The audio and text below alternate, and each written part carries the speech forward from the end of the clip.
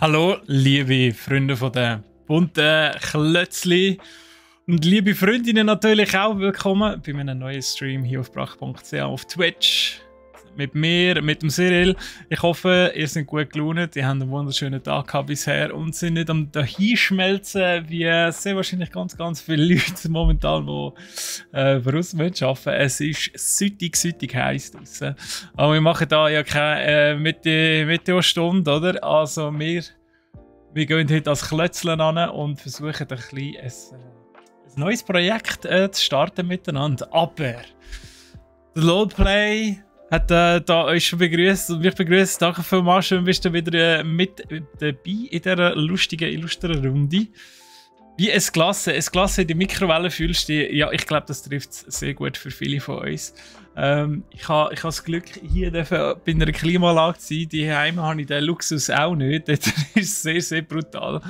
Und ja, vielleicht ist der eine schon aufgefallen von euch im Titel. Steht etwas drinnen. Und zwar steht da drinnen Giveaway. Mega geil. Wir haben es endlich geschafft. Heute können mit der Steffi zusammen hocken. Danke vielmals, Steffi. Wir haben das Ganze mal ein bisschen beigebracht, wie wir das Ganze aufsetzen. Und wir sind endlich so weit. Wir können endlich das wunderschöne Ding hier. Sucht eine neue Besitzerin oder einen neuen Besitzer. Das Lego Star Wars Justifier. Also, das Raumschiff, das ist wirklich riesig. Es sind viele Teile. Sucht einen neuen Besitzer, wie gesagt. Oder eine Besitzerin. Wo wir heute verlosen mit unserem Gewinnspiel. Schau mal da. Bubu, Sally. Grüß dich, das Bu ist auch wieder da. Herzlich willkommen. Wunderschöne Runde heute. Ich sehe das schon. Ja, wenn ihr wollt mitmachen bei diesem Gewinnspiel, ich erkläre kurz mal die Regeln, dann nachher starten wir das Ganze, während wir uns an ein neues Projekt machen. Ihr braucht zwei Sachen. Das war das Mikrofon. Ihr braucht zwei Sachen. Das eine ist, ihr braucht 50 Viewer Points. Das heisst, wenn ihr jetzt neu dabei sind und so, ist das vielleicht ein bisschen schwierig, gerade zum Anfang zu erreichen, aber ich kann natürlich followen, ich kann chatten, oder ich kann standardmäßig immer, wenn ihr einfach da ein bisschen lurkt, kommen die Punkte über. Ich könnt raiden, ich könnt hosten, ich könnt natürlich auch subben, wenn ihr das möchtet. Da am Rand auch nochmal erwähnt, wir behalten nichts von Geld, was mit Subben reinkommt oder Donations für uns, das wird da wohltätige Institutionen nachher gespendet. Von dem her, ich kann das sonst auch mal noch da geschwind wieder einblenden. Wenn wir da mal... Ui, ja. Wenn ich noch die richtige Taste drücke, seht ihr hier auch nochmal den Text dazu. Wie wisst ihr, wie viele Punkte ihr habt? Einfach Ausrufezeichen Points und dann seht ihr, wie viele Punkte ihr habt. Ihr könnt mitmachen dann auch mit Ausrufezeichen Win und dann Leerschlag 1 oder Win Leerschlag 2. Das geht jetzt noch nicht. Jetzt müsst ihr noch nicht starten mit dem. 1 oder 2. Warum 1 oder 2? Ihr könnt bis zu 2 Tickets erreichen. Wenn ihr 2 Tickets erreicht, dann habt ihr natürlich die höhere Chance, am Schluss gezogen zu werden. Ja, genau. Und die zweite Voraussetzung, die ihr braucht, dass ihr am Giveaway mitmachen könnt, an dieser Verlosung teilnehmen. Ihr müsst Follower sein, ganz einfach. Also 50 Punkte, 50 Viewer Points und dann braucht ihr noch den Follower-Status quasi. Und dann ist das eigentlich auch schon gegessen. Und ja, also ich würde sagen, eben, könnt heute ein bisschen dabei sein. Das Ganze läuft Stunde 3/4, wenn ich das starte. Und das mache ich nämlich jetzt dann auch gerade, wenn es hier 10 ab ist, weil dann ist am 5:02 ist das Ganze dann abgelaufen und dann sind wir unsere glückliche Gewinner oder unsere glückliche Gewinnerin 10 ab. He? Gut, also das ist noch 1 Minute, wo ich sonst in der Zwischenzeit schon mal zeige, was wir heute machen. Wir gehen ein bisschen in die Kühle oben auf Skandinavien und zwar mit dem Wikinger-Schiff und der Midgard-Schlange oder Midgard-Sormer oder so, wie das ja schon noch ausgesprochen wird. Ist von der Creator-Serie. Es hat scheinbar 1192 Teile drin. Vielleicht schaffen wir es heute. Aber jetzt nochmal geschwind zum Giveaway. Der Wolf ist auch drin, der Fenris, ja genau, das schauen wir gerade. So, jetzt mal das Giveaway starten, das sollte jetzt eigentlich dann gerade gehen.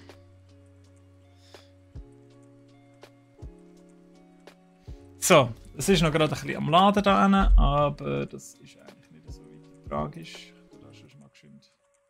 Yes, also es läuft. Es ist Stunde 44 und 40 Sekunden läuft es das Giveaway. In dieser Zeit könnt ihr eure Tickets hineingeben, eben Ausrufezeichen Win, dann Abstand 1 für 1 Ticket oder Ausrufezeichen Win und Abstand 2 für 2 Tickets.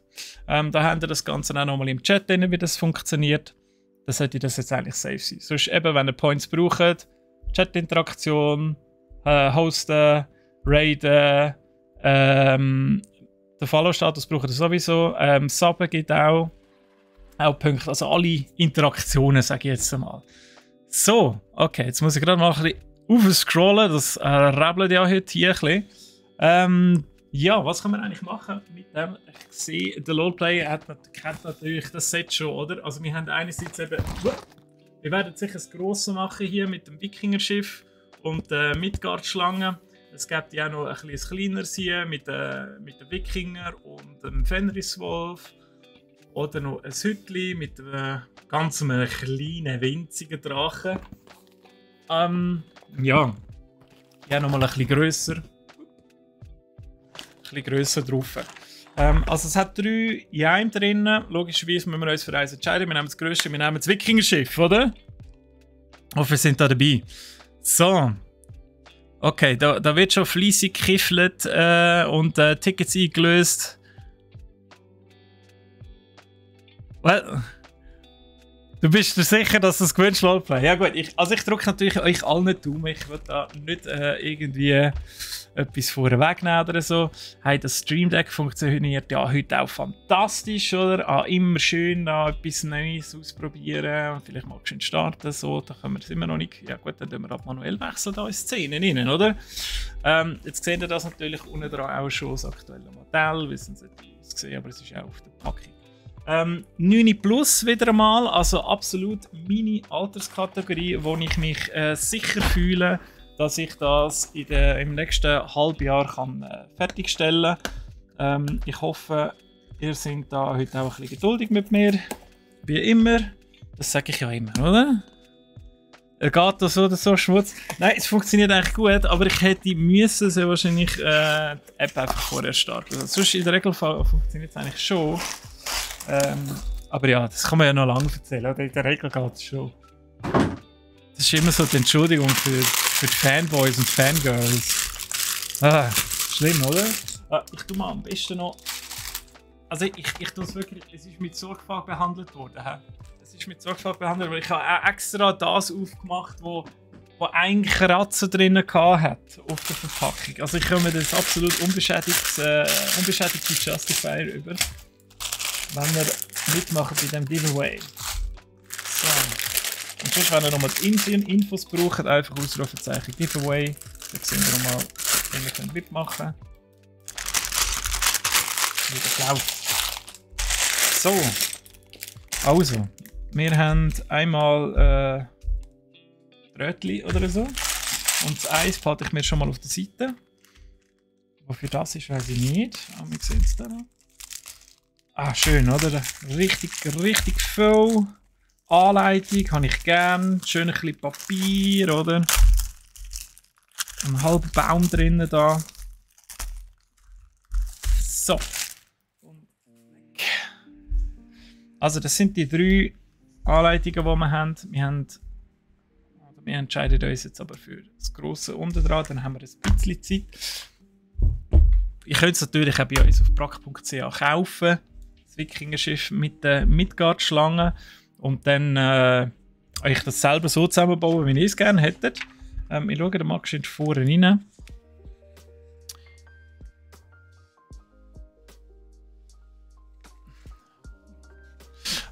Ich muss da mal schön aufholen. Wie oft gibt es dort eine Chance zum Gewinnen? Also bei uns, oder? Oder meinst du jetzt gerade das Gewinnspiel? Spoo. Hey, Wiki, ja, ist das etwas, was ihr geschaut habt? Also, Wiki ist bei mir irgendwie. Nein, einfach. Nein, lieber Batman am 6 Uhr am Morgen, bevor die Eltern runtergekommen sind und dann den Fernseher angelangt haben, um zu schauen, hast du Fernsehen geschaut oder nicht? Ist er warm oder nicht? Also, hat das eure Eltern auch gemacht? Also, momentan ist noch nicht definiert, wer gewonnen hat. Oder? Ich sehe jetzt einfach, dass Tickets eingegeben werden. Aber am Schluss zieht sowieso eine Maschine hindurch, die ich bestochen habe. Gut, also, gehen wir mal rein. Also vorweg hat es eigentlich nicht allzu viel hier an Infos. Ich hätte Freude gehabt, noch ein bisschen nordische Mythologie hin nachzulesen, dass man ein bisschen weiss, Midgard-Schlangen und so weiter. Verderbnis und Welt umschlingen und verschlucken, was auch immer. Ist hier nicht der Fall. Also, wir haben eine reine Anleitung, jetzt ohne, hey, das ist im Fall fertig. Haben wir 173 Seiten. So, ein bisschen in die Richtung. Also easy. Vielleicht schaffen wir das. Vielleicht nicht. Lange, vielleicht knapp nicht. Aber wir gehen mal ein bisschen gegessen hier. So. Also. Dann kommt das mal. Ah ja, habe ich gerne. Ah, herrlich. Ich habe schon reingerissen hier. Toll. Das Schiff vom Shank im One Piece. Ja, also ich glaube, das Segel hat sicher ein bisschen etwas von dort, aber ich weiß auch nicht, woher das kommt mit den Wikinger und diesen rot-weiß gestreiften Segel. Irgendwie muss das auch eine Bedeutung haben, falls das jemand weiss von euch. Das würde mich schon noch wundern. He-Man am Morgen früh. Auch nicht. Auch nicht. Morgen früh Batman, Inspector Gadget, Darkwing Duck, DuckTales. Dann sicher noch Gummibärenbande, Captain Baloo. Oh, Baloo. Ja. Und Chip und Chap, Ritter des Rechts. Also das ist noch meine Zeit, oder? Vor etwa 54 Jahren. Dort bin ich daheim. Und erst später sind dann Sachen gekommen wie Digimon, Dragon Ball und das ganze Zeug. So, nein, jetzt wollte ich da schon mehr aufmachen, als mir zusteht. Troy, welcome. Schön bist du da. Und hast hier zum Stream gefunden. Merci vielmals. Die alten Rührenfans sind wirklich immer warm gewesen und immer sind die Eltern schauen, oder? Also es ist eigentlich schon ein guter Indikator gewesen, ob du dich daran gehalten hast oder nicht. Das ist jetzt Fernsehverbot. 10 Tage. Absoluter Weltuntergang.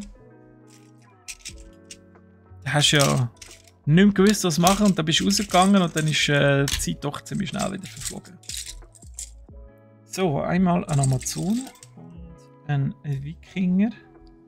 Wir dürfen zusammen bauen.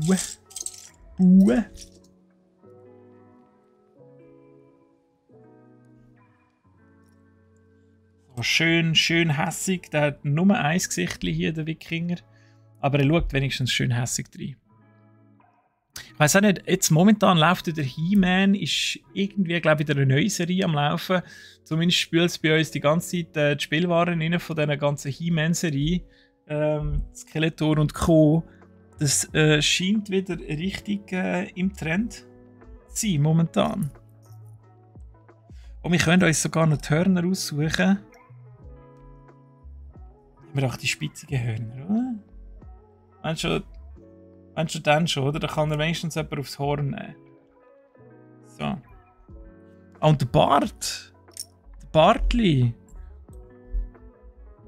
Wow, 2 Bärte. Aber es sind beides die gleichen. Oder wir könnten natürlich der Frau noch einen Bart geben. Wäre jetzt das nicht Wikinger, sondern irgendwie etwas vom Tolkien und es wären Zwerge, dann wäre das sogar noch angebracht, bei den Frauen einen Bart anzutun. Aber jetzt hier nicht. So.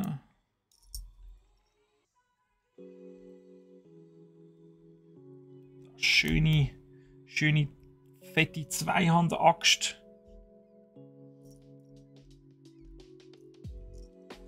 Das habe ich gern.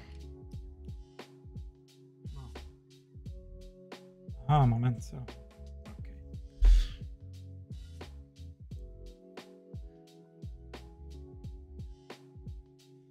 So.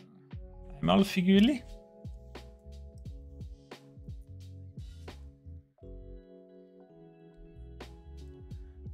Gummibärenbahn, Long Tag. Goofy, stimmt. Goofy. Warte mal, wie hat das? Max. Goofy und Max, oder?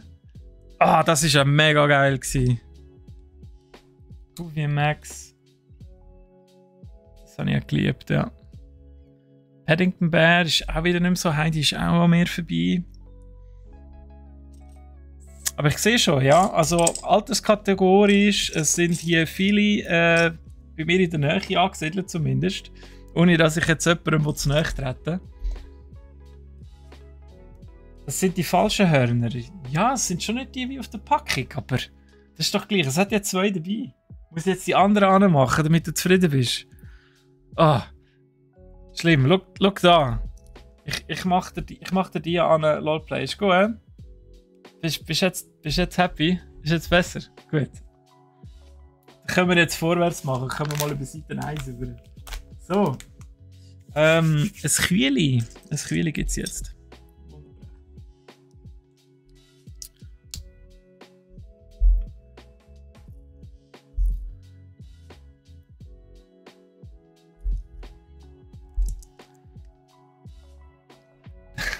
Der innere Monk hat sich gemeldet.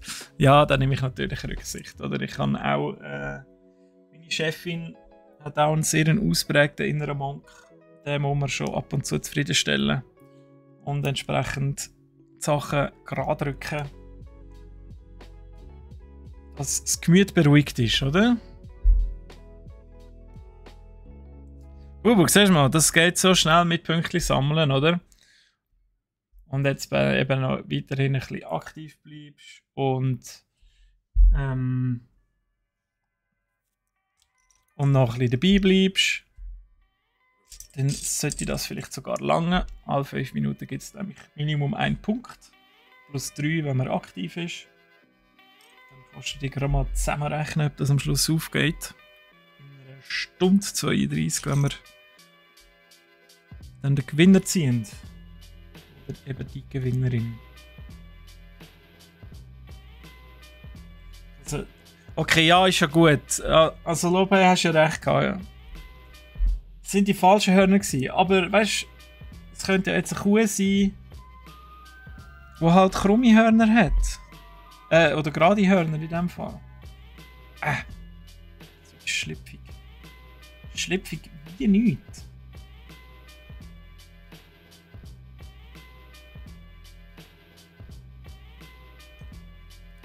Wieso hat die Kuh die Hörner nach hinten? Oder ist das Face?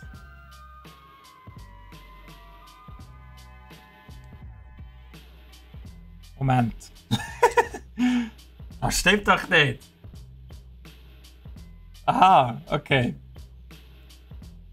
Also, so jetzt stimmt's.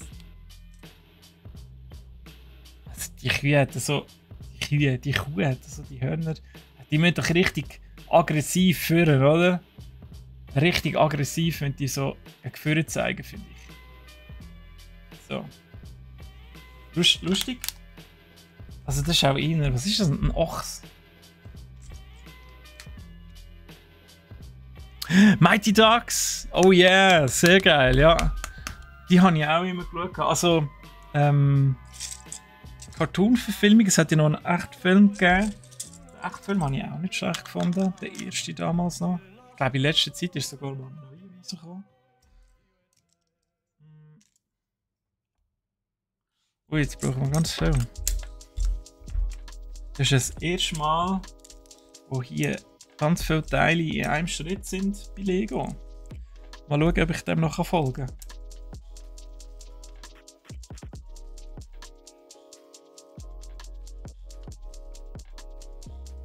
Er mahnt dich wieder nur.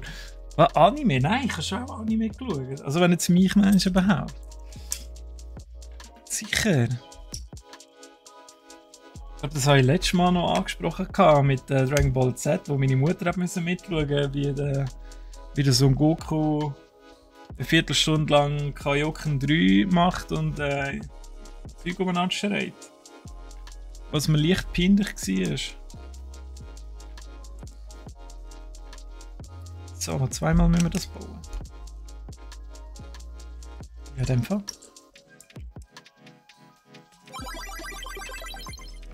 Lego kommt selber an die Ehrfurcht von dir, Lowplay. Alright. Aus Booyah Kickers, aber für mich noch besser Tsubasa. Ich weiß nicht warum. Ich frage mich auch, ob das irgendwie zusammengehangen ist, weil es ist ja etwa zeitgleich gelaufen. Aber Tsubasa habe ich noch mehr gefeiert irgendwie.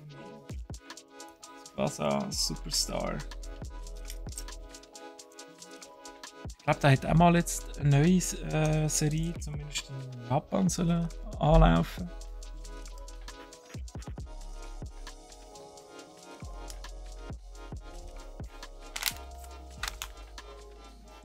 Früher hat es schon gute Serien gegeben. Was läuft heute so im Kinderfernsehen? Sicher in so 3D-animierten Quatschguckus, oder? Yes, Bubu, geil! Heimgefahren für Tsubasa. Aber vorher ist, glaube ich, noch Dragon Ball gekommen, oder? Zuerst Dragon Ball und dann Tsubasa, oder ist das nachher gekommen? Ich habe gemeint, 15:30 ist eigentlich Dragon Ball gewesen. Aber vielleicht ist es 15:10 gewesen. Ich hatte einen kurzen Weg von der Schule heim. Also etwa 2 Minuten. Von dem her habe ich da immer sehr viel mitbekommen. Was, letztes Jahr ist Tsubasa im Fernsehen gekommen? Auf welchem Sender ist das? Pro Max, oder wie heisst der? Oder Pro 7 Max? Irgend sowas. Die kommt aber ja noch so Zeug. In den Nostalgien stellt man sich das immer so schön vor und dann merkt man, 4:3 Bildverhältnis, alles ein bisschen körnig. Zwischendurch siehst du so die Spuren von den VHS-Kassetten auflaufen im Kopf. Ja. Oh.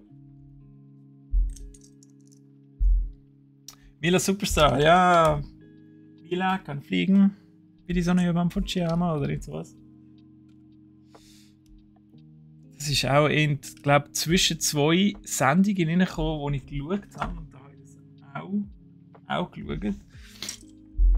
Aber es ist halt schon inner. Heute darf man das ja fast nicht mehr sagen, aber damals eher das weibliche Publikum ausgerichtet gewesen.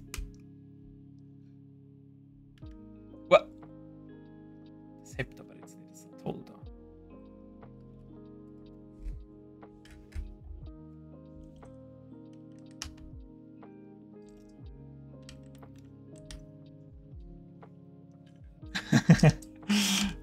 Der Troy tut schon mal anstimmen, wunderbar.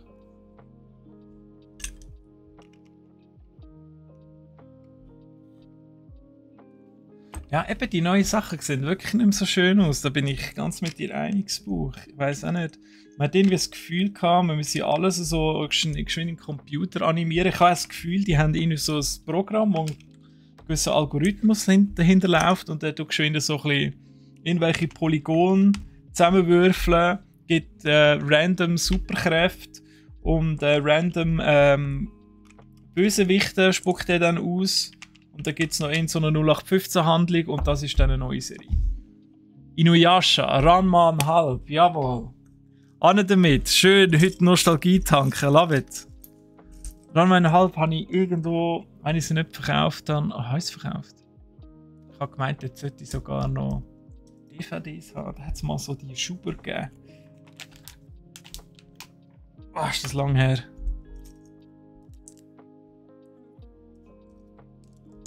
Inuyasha. Ist Inuyasha überhaupt mal fertig geworden? Ich weiss noch, ich habe das recht gesucht. Aber ich meinte mich zu erinnern, dass es nie richtig fertig geworden ist. Oder man hätte es irgendwie so abkürzen. Irgendwie ist mir dort etwas. Kamikaze Kaito-Jan, meine Kollegin war sehr Fan. Die hat alles im Stil von dieser gemalt immer. Sie hat mir das auch ein bisschen versucht beizubringen. Ich habe irgendwo die Heime noch so von irgendwie der 10. Klasse mega herzige Zeichnung von ihr. Wo sie so einen Charakter von der Kamikaze Kaito-chan aufgemalt hat und dann so geschrieben hat, du kannst das auch. Falls du das irgendwann mal siehst, liebe Grüße. Ist damals tatsächlich eine Inspiration gewesen. Bis Bu. Bin ich hängen geblieben. Jetzt habe ich irgendwo das Fuß unter dem Kabel. So, jetzt.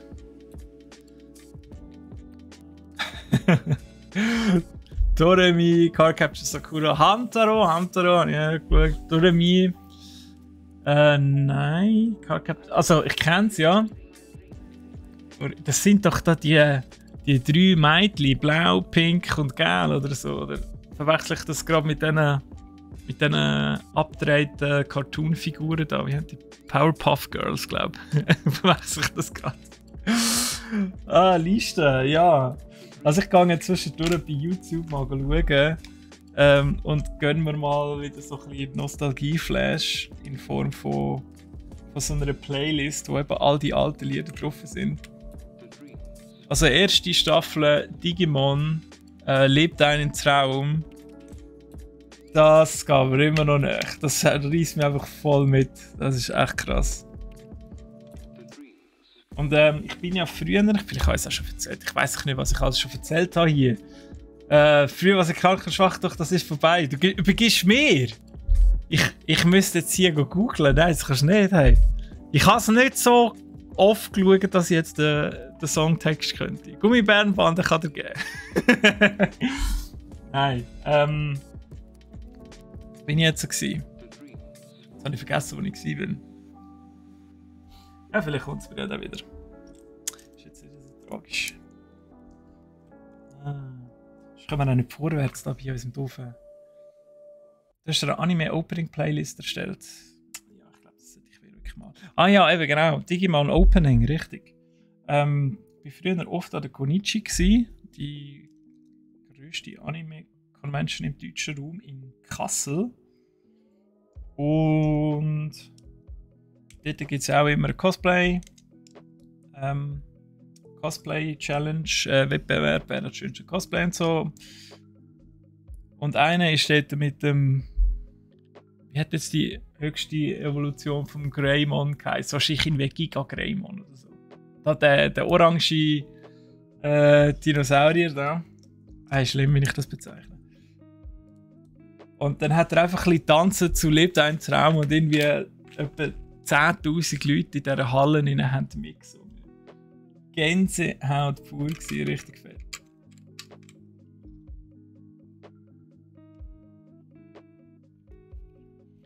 Das ist wirklich cool gewesen.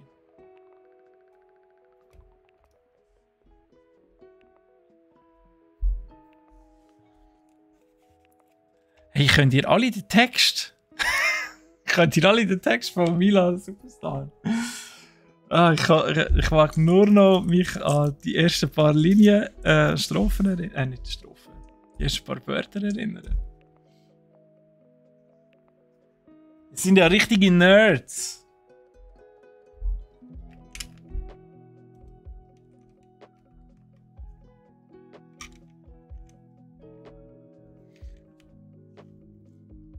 Also, was haben wir noch ausgelassen? Pokémon übrigens. Hat auch niemand gesagt.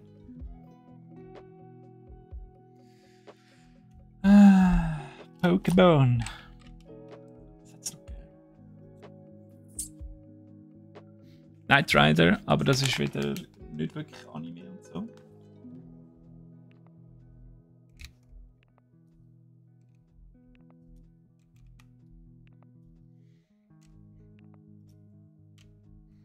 Aber das habe ich auch immer geschaut.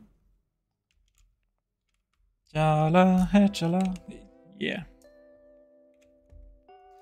Ich glaube das zweite DBC Opening. Detektiv Conan. Das habe ich auch noch geschaut.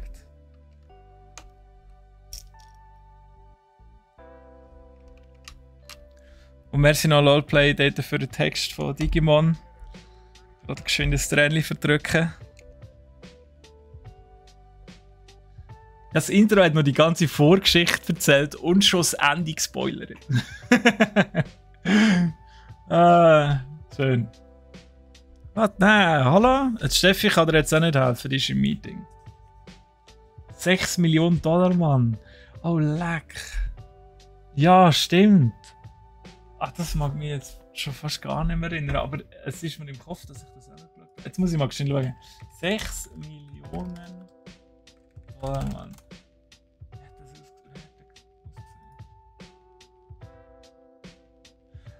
Das ist schon witzig, ja, stimmt. Leck du mir. Das war dort schon alt. Als ich noch jung war, war das schon alt. Aber das war cool.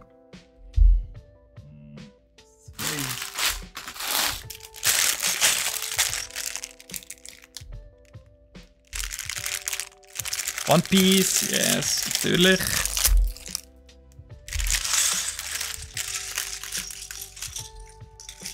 Offenbar momentan wieder hoch im Kurs, habe ich mir sagen lassen. One Piece. Das wird, glaube ich, auch nie fertig, oder? Also rein von der Story her.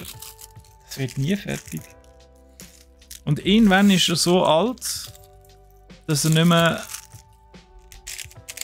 sich mag Sachen ausdenken oder mitzeichnen und dann wird es plötzlich komisch. Weil er einfach nicht kann loslassen. Gute Herr Mangaka.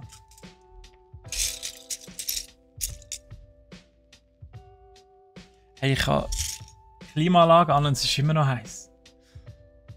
Fairy Tail kommt auch. Oh, wow. Da habe ich damals noch Mangas gekauft. Da gibt es schon ein Anime jetzt. Okay. Das ist ja auch schon älter jetzt. Aber das habe ich gefeiert. Das war cool gewesen. Vom Konzept her. Ein bisschen Magie drin und so. Jeder so ein bisschen seine speziellen Kräfte. Natürlich hat es schon ein bisschen Parallelen gehabt zu One Piece. Oder hat Parallelen.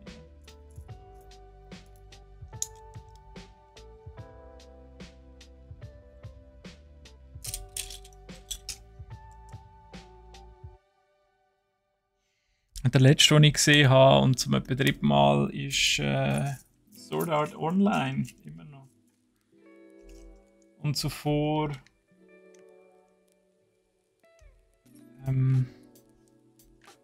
Attack on Titan. Also ihr seht, bei mir ist das schon ein Weile her, seit ich da mir Animes gegönnt habe. Aber was immer geht, finde ich, ist Ghibli. Ghibli ist absolute Liebe. Einfach Mononoke kann ich mir nicht so oft antun, weil das ist einfach so... Also am Schluss, am Ende fühle ich mich so dreckig als Mensch, dass ich einfach so in eine Stasis verfalle von tiefster Melancholie. Moment, ich bin schon eins vorausgeeilt.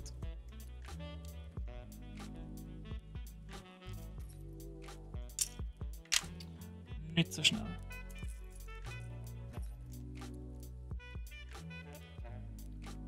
Steffi, schon da. Hey, der Fahne, das geht ja fix bei dir.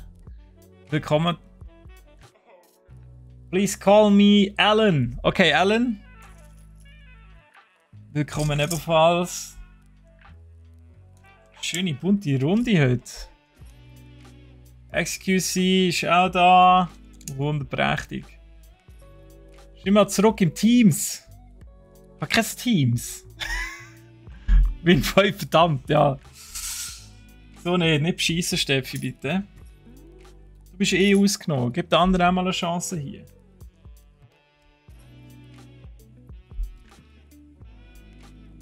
Soll ich im Teams innen? Jetzt muss ich das Handy für den oder was? Schlimm. Du kannst einfach nicht schaffen, oder? Du wirst immer abgehalten davon. Justifier. Ja, die auch. Justifier könnt ihr jetzt natürlich bei uns abstellen. Kommt ja gerade schön im Chat drin. Als ich das letzte Mal geschaut habe, hat es noch 4 gehabt. Also wenn ihr sagt, heute fühle ich mich nicht so glücklich oder ich kann nicht am Giveaway mitnehmen, könnt ihr immer noch Justifier kaufen bei uns. Es hat noch.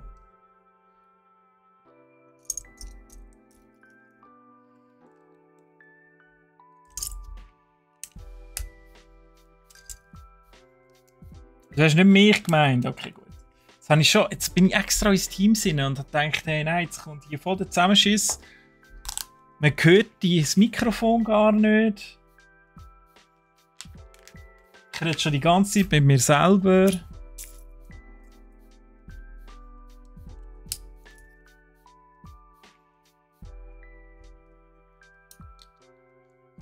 Wäre ja nicht das erste Mal.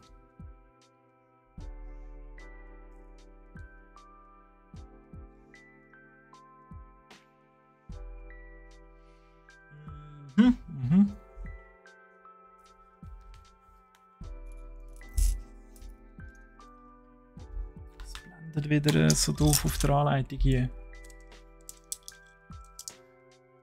Dein bestellte Handy ist heute verschickt worden, Spu. Was hast du für eins bestellt?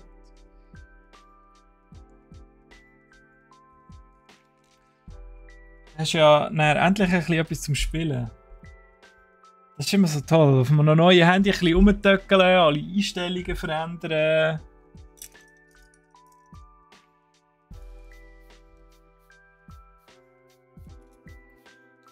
Und natürlich nicht vergessen, Folie abziehen. Das Beste. Die hochheilige Displayfolie.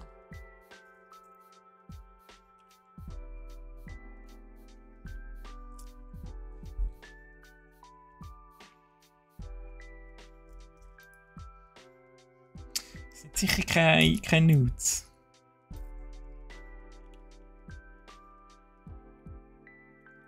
Auf meinem Handy gibt es keine Nudes. Habe ich alles gesperrt auf dem zweiten Handy.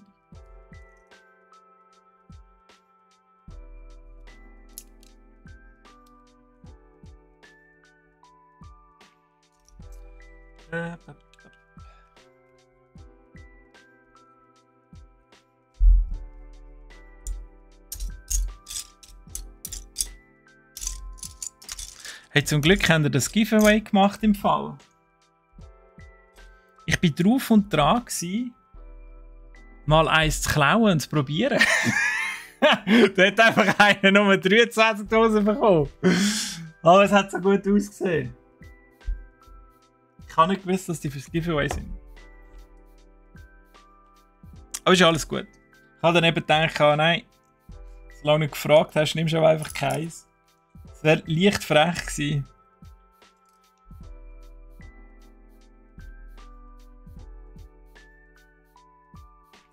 Promo zum Handy. Was gibt es da bei der Promo? Also ich warte immer noch auf meine Galaxy Buds zu meinem Galaxy. Seit im Februar warte ich drauf. Ich habe jetzt mal wieder am Support geschrieben, zum 3. Mal. Keine Ahnung, ob ich das mal irgendwann noch bekomme.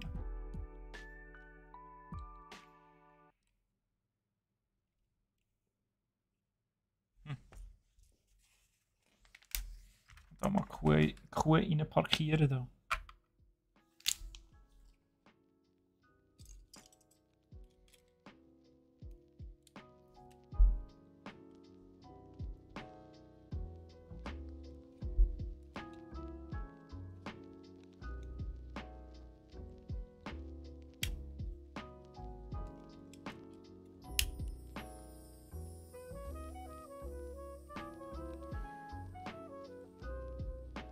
Ich muss mich schon fast konzentrieren hier mit all diesen kleinen Teilen.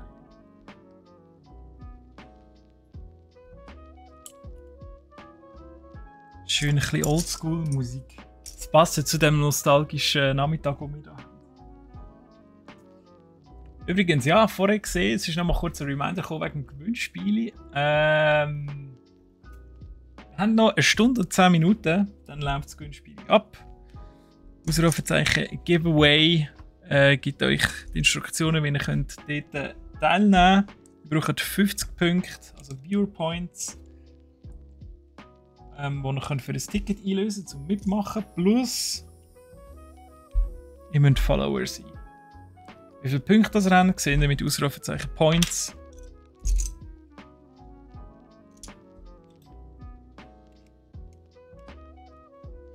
Und Punkte bekommen ihr einfach, indem ihr aktiv sind im Chat und auch einfach nur zuschauen. Wenn ihr noch mehr Punkte braucht, könnt ihr auch ein Sub droppen, falls ihr möchtet. Das ist natürlich kein Zwang. Wir tun das Geld auch nicht selber einstreichen. Das wird dann nachher gespendet an wohltätige Institutionen.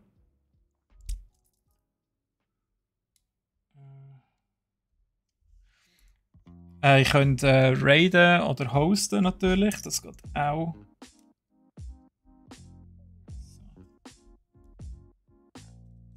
So. Das sieht gut aus. Hä? Ah nein, jetzt muss ich das zweimal machen. Jetzt dachte ich, ich bin fertig. Ja gut, dann nochmal zurückblättern. Zurück auf Anfang. Gehen Sie nicht über los und ziehen Sie nicht 1000 Franken ein.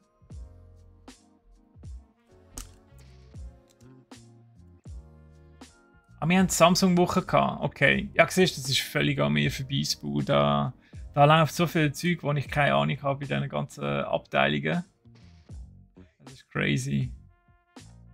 Das S22 Plus, cool. Ich habe noch das 21. Also finde es wirklich nice. Kann ich empfehlen. Früher hat es 22, aber nicht das Plus. Ist auch zufrieden damit. Ein bisschen Stress haben wegen der Samsung-Kopfhörer. Ach schon. Aber ich nicht der Einzige, der Stress hat wegen diesen Kopfhörern. Ja, die haben doch sicher auch irgendwie zu wenig an Lager und es sind alle vertröstet und sagen, ja, sorry, deine Registrierung ist nicht angekommen, es ist im Junk-Mail gelandet und Spam-Filter hat es dann auch noch gerade an die IT weitergeleitet, wo das nachher Quarantäne geschickt und vernichtet hat. Tut mir leid, wir haben es nie bekommen. In Sonnenguss.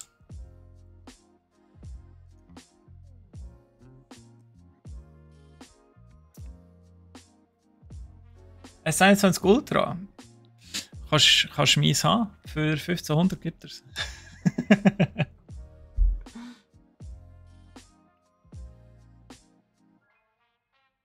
Habe ich das S21? Ich weiß gar nicht. Oder habe ich das Handy erst letztens gewechselt? Ich weiß gar nicht, was ich für eins habe. Sorry, nein, ich habe ein S22 Ultra. Nein, ist gut. Aber der war ein S20 Ultra mal noch gehabt. Dann das S21 ausgelassen. Das würde aber heißen, in dem Fall hat die Freundin das S21. So, die Reihenfolge rum. Ich finde jetzt den Sprung vom S20 aufs S22 allerdings nicht so groß, dass wir müssen sagen, ja mal. Der Wechsel hat sich mega gelohnt. Die Nachtfotografie ist cool, aber auch nur, wenn es in der Ferne oder zumindest im Hintergrund eine Lichtquelle hat, die es absorbieren kann. Ich habe vorgestern mal versucht, Sternenhimmel zu fotografieren, um einfach zu schauen, was die Kamera überhaupt noch aufnehmen kann. Und ja, also nur Sternenlicht ist dann halt einfach schon zu wenig für so eine Kamera, wie die dort dann einfach nachher polieren mit der Helligkeit ins Unendliche aufschrauben und ISO auf 20 Millionen. Und dann, ja, bringt es natürlich nicht viel, oder? Flex, ja, sorry. Das ist das Einzige, was ich flexen damit. Ich habe nichts zum Flexen. Ich fahre dafür ein uraltes Auto. Ich kann dafür nicht mit meinem Auto posen. Aber das Thema haben wir jetzt letzte Woche gehabt. Jetzt machen wir nicht nochmal einen Autostream hier.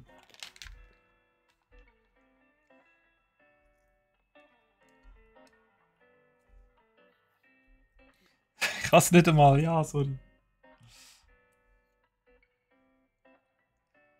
Nein! Ah, ich kann es nicht einmal mehr. Das alte habe ich nicht einmal mehr. Das habe ich meinem Vater gegeben. Der hat noch so ein... Der hat wirklich noch ein altes gehabt. Ich glaube irgendwie ein A3. Samsung A3. Das ist wahrscheinlich etwa 28-jährig.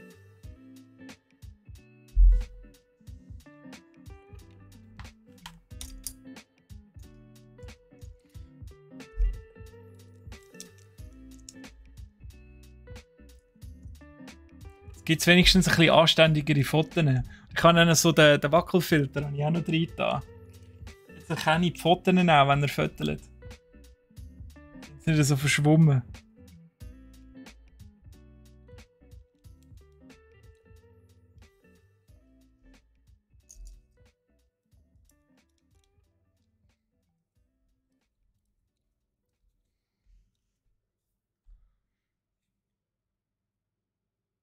Ah, ja, dann, aber wenn du Konzertfotos machen willst, dann ist eigentlich das gar nicht schlecht. Also eben, vor allem so Open Air macht super Fotos mit dem Nachtmodus. Da musst du halt einfach ruhig haben. Und sonst aber, wenn es genug Licht hat, ohne Nachtmodus, macht es halt auch richtig stark. Das Coole ist halt, es macht super Selfies, also Gruppenselfies auch. Weil es eine starke Frontcam hat. Wo du richtig kannst ein bisschen rauszoomen und Weitwinkel und weiss gucken was. Das ist nice.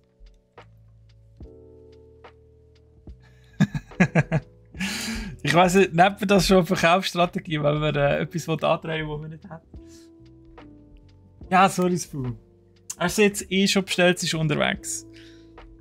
Du hättest ja meinen alten Knochen nicht wollen. Du musst jetzt gar nicht so tun.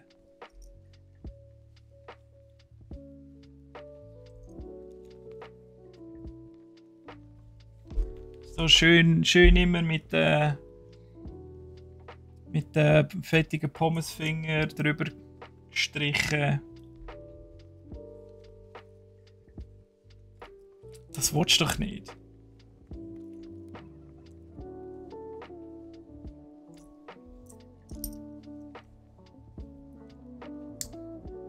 Wiggle Filter. Wiggle.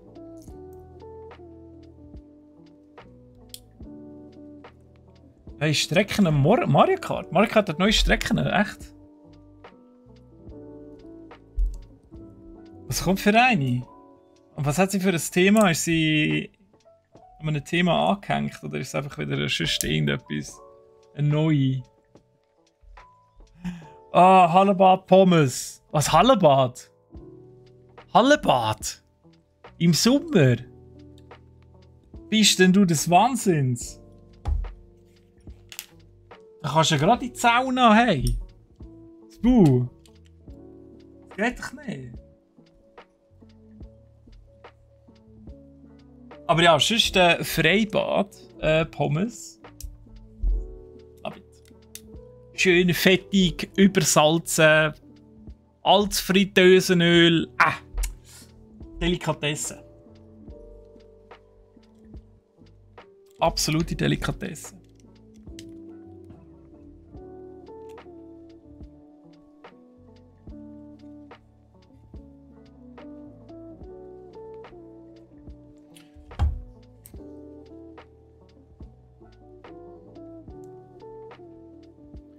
Heute ab 4 8 neue Strecken. Okay. Nice. Also ich nehme an nur auf der Switch.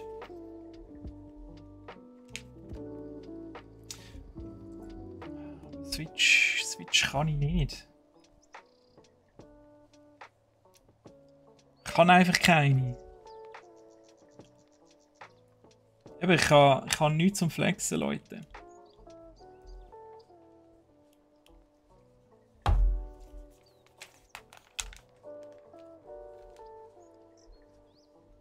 Eine Liegewiese im Hallenbad. Oder wo war die Liegewiese? Melligen hat kein Freibad. Ja, okay. Ja, immerhin ein bisschen Wasser. Immerhin ein bisschen Wasser. So, da unser Ochs mal auf die Seite. Jetzt wenn wir das da irgendwie zusammenstülpen.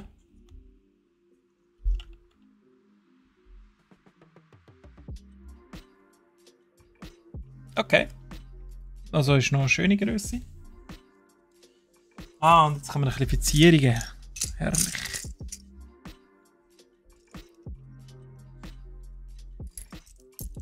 Ja, es baut am Schluss eben jeder muss selber wissen, wo er sich wohlfühlt, im Freibad oder im Hallenbad. Ich mag mich einfach erinnern, früher aber im Schwimmen in der Schule, im Hallenbad, ist einfach immer so typisch gewesen.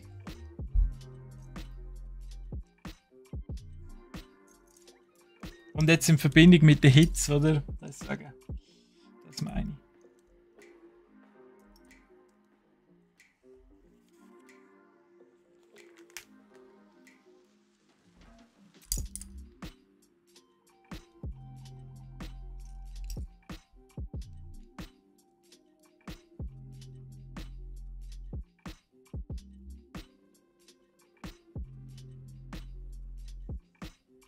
Jetzt haben die zwei danach gebadet. Hinten über den Haag, gell? Was niemand gesehen hat. Ah, das haben wir aber nicht gemacht. Irgendwann haben sie dann Kameras an da und eine Abdeckung. Dann ist es leider nicht mehr gegangen. Aber das war geil. So um 2 in der Nacht ins Freibad. Ich meine, sind ehrlich, oder? So Zeug hat doch jeder mal gemacht. Excuse me, was ist genau? Was ist genau? Ah, Link. Ja, sorry, nein, Link geht nicht. Nein, ich sehe in dem Fall auch nicht den Link. Also ich muss mal schauen, ohne dran.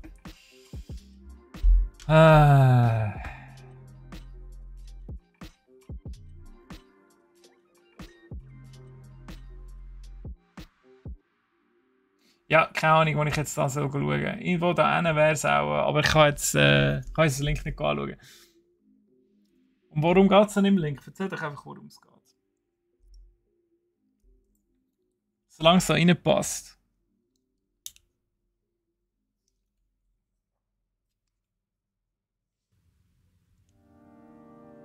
Ah, gratis in es. Ah, jetzt. Jetzt kommen wir dem Ganzen auf die Schliche, ja? So. Ja, dann würde ich natürlich auch fix gehen.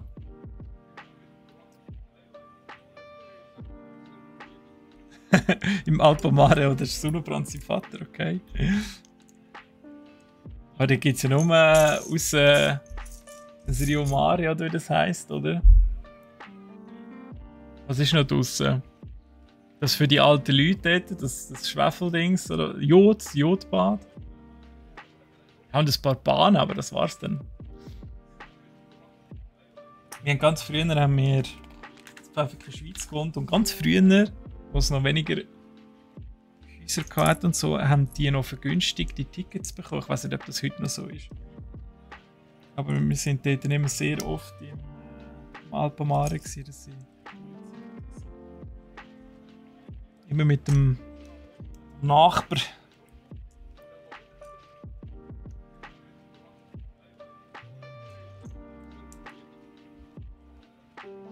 ist am Abend immer richtig fertig gewesen, dann einfach Bahn auf, Bahn runter, Bahn auf, Bahn runter.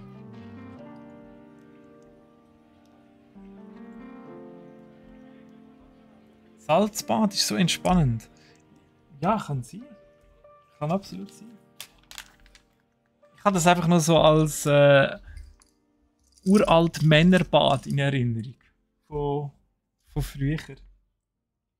Aber hey, also es wird sicher seine Vorteile haben. Ich meine, wenn es ein AKW in die Luft jagt, kann es sein, dass deine Haut der Strahlung vielleicht widersteht. Oder? Das ist einfach vollgesogen mit Jod. Diomare ist Thunfisch, ja. Wie heisst denn das? Das Aussenbad, das sie so umwirbelt. Im Alpamare. Es gibt doch eins.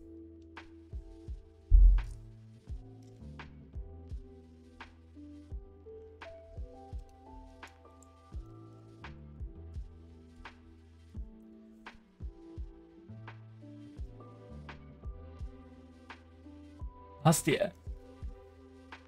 deine Kollegin, ehemalige Kollegin, Entschuldigung, excuse, hat einen Kiosk. Dort hast du 10er-Note angegeben und 2 5-Lieber bekommen. Ist sie deine ehemalige Kollegin, wie sie es dann eigentlich gemerkt hat, oder was?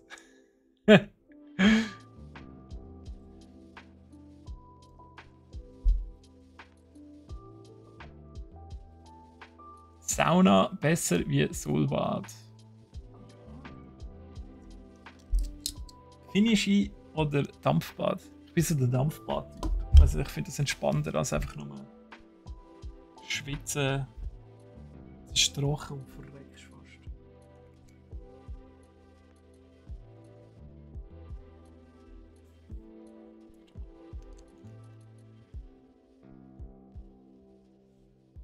Das ist richtig weird. Hä?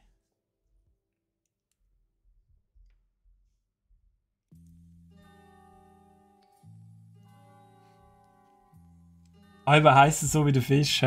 Rio Mare. Okay.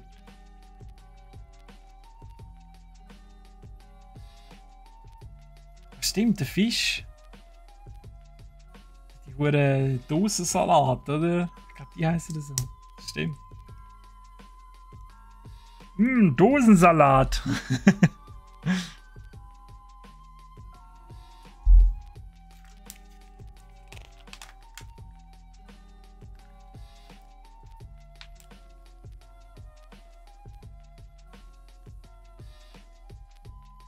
Aus den Augen verloren. Ja, ja, gut.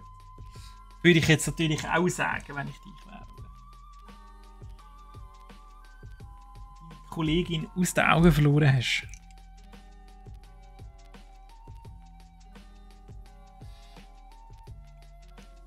Gamingstuhl ohne T-Shirt. Würde ich nie empfehlen. Würde ich nie empfehlen. In der Schweiz ist das ganze Zeug voll, alles klebt. Und dann am besten noch, ja, wenn es ein Stoffstuhl ist, dann meckert das Zeug nachher immer. Das gleiche wie wenn du ein verschwitztes Sportliebli den nächsten Tag nochmal anleihst, das geht nicht, oder? Das kannst du einfach niemandem antun in deiner Nähe. Ah. Sieh an, jetzt haben wir da schon eine kleine. Also, das ist auch eine Rückseite, oder ist das Vorderseite? Vorderseite? Nein, das ist die Rückseite. Vorher haben wir dann den Drachen. Unsere Bugverzierung da.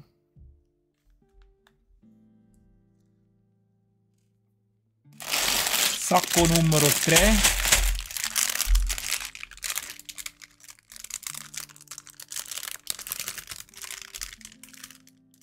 Was Modrecht? Ich möchte gerne einen Vertrag sehen, bitte.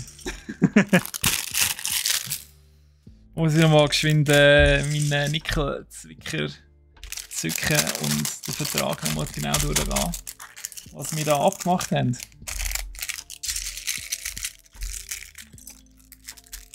Modrecht. So. Ich sehe schon, wo das anführt. Zu einer gewissen Bevorteiligung bei einem gewissen Gewinnspiel. Kann das sein?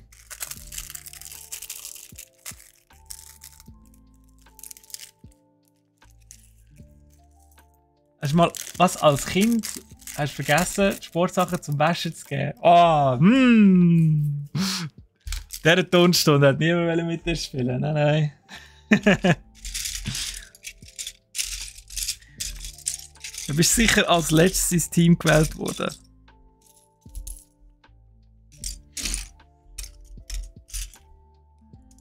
Oh, jetzt machen wir den Drachen. Cool. Yippie!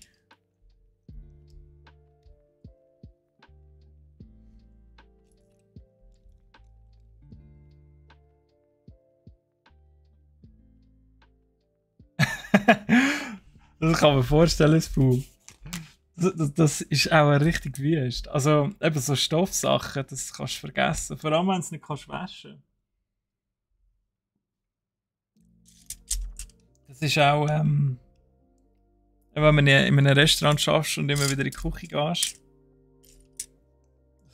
Schmeckst du halt schon. Oder wenn du irgendwie eine Schmine hast oder so.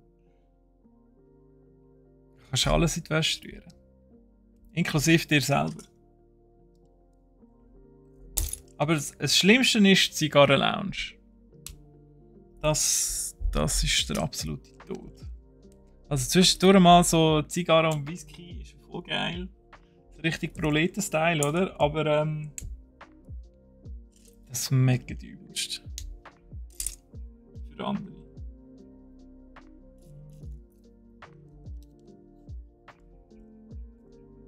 Aber es war cool bei den zwei von. Hast du degustieren, das Buch ein bisschen? Hat es irgendwelche neue Sorten, die voll in so eine Geheimhaltungserklärung hast müssen unterzeichnen so NDA-Zeugs und so.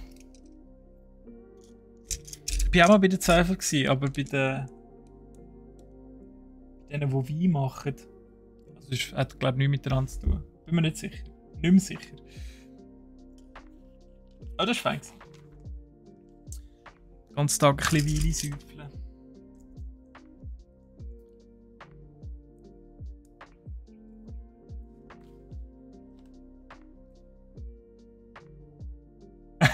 Ich habe die Makarone vergessen. Hast du dich nicht mehr getraut zum Aufmachen? Zum schauen, was im Tupperware drinnen ist? Aber ich fühle es wirklich. Ich fühle es. Also. Das ist, ja, lieber gerade in Güssel. Wenn es lang irgendwo rumliegt und du weißt schon, hey, nein, wenn du jetzt das aufmachst, dann fliegen dir gerade irgendwelche Viecher und Schimmelspuren entgegen. Lieber gerade weg.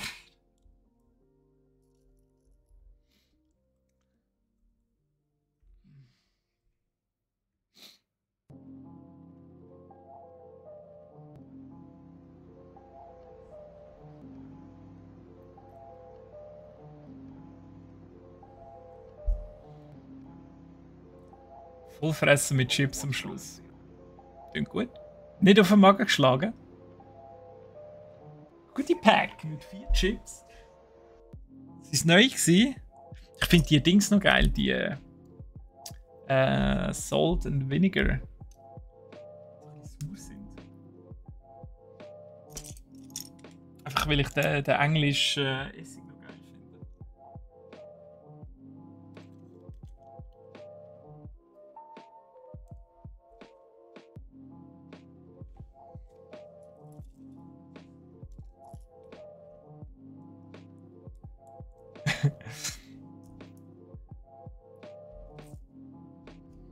Hast du aber gut zu deiner Mami geschaut, excuse, dass du das ihr nicht angetan hast? Es war sicher auch ein bisschen Eigennutz dabei gewesen, bin ehrlich. Du hast dir auch den Zusammenschiss nicht geben. Dass ihr das Essen nicht gegessen hast, ihr das Tupperware verdreckt hast und es nicht zurückgebracht hast.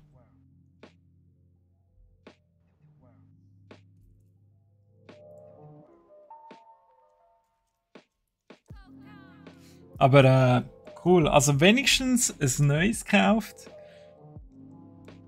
Mit deinem eigenen Sackgeld. Chapeau. Bin mir sicher, andere hätten jetzt einfach die Heime weggerührt und dann irgendwann so, das Mami, du, haben wir nicht einmal noch mehr Tupperware gehabt? Und du so, nein. Mami, wir haben sicher mal noch mehr gehabt. Mami, das bildest du dir noch ein.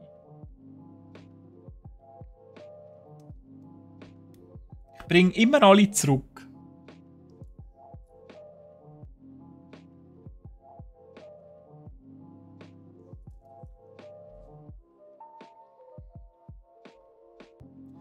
Ja, also ich kann auch immer mal wieder das Essen vergessen zu essen. Wow, toller Satz. Ja.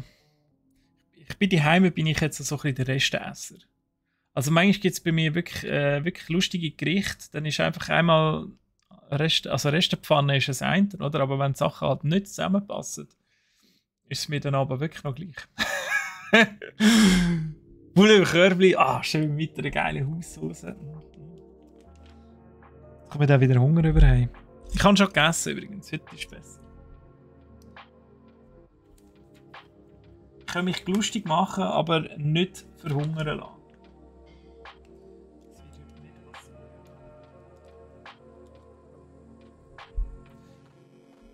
Salut Stone Rips, du siehst und ja, fast nicht, weil natürlich das Modell im Weg ist. Ich baue das Wikinger-Schiff mit der Midgard-Schlange von Lego. 1192 Teile. Und wir haben übrigens auch noch ein Gewinnspiel am Laufen. Du kommst eigentlich rechtzeitig. Ich tue das gerade mal wieder da so rein. Dann seht ihr, wie das Ganze läuft. Ihr könnt mitmachen. Ihr solltet übrigens auch Bestätigung bekommen, wenn ihr euch anmeldet für das Giveaway, für die Verlosung. Wenn ihr keine bekommt, dann erfüllt ihr eine von den Voraussetzungen nicht. Also entweder habt ihr nicht 50 Viewer Points oder ihr seid nicht Follower. Oder beides.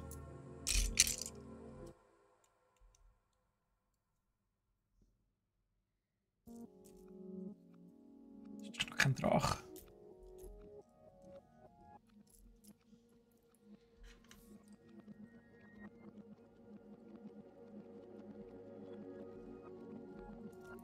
Merci für die Auflistung, Spu. In dem Fall gehe ich auch mal dorthin.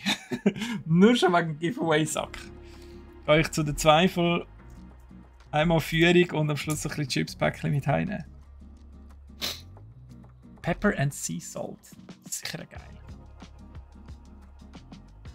Rice Snack Green Curry. Das kenne ich gar nicht.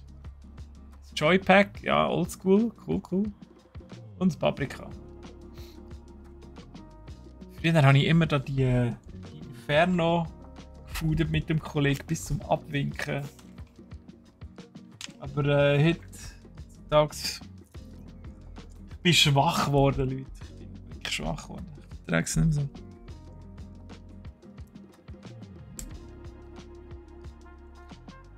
Grüne Corn Chips von Zweifel. Kenne ich auch nicht. Muss ich mir mal geben in dem Fall. SQC, es geht nur Win 2 oder Win 1. Also mit Abstand noch dazwischen, genau.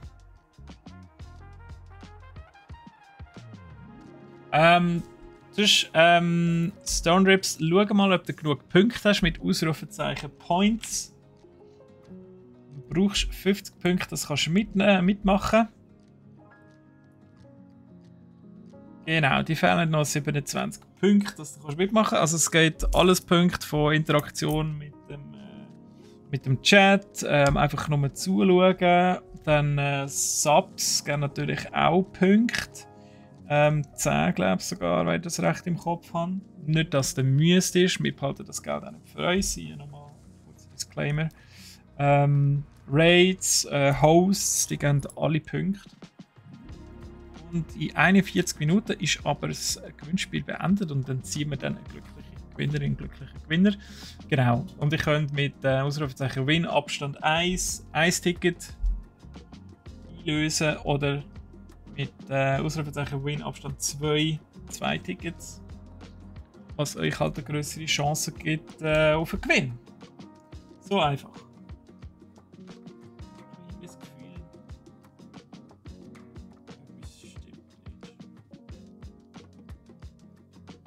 Irgendetwas stimmt nicht.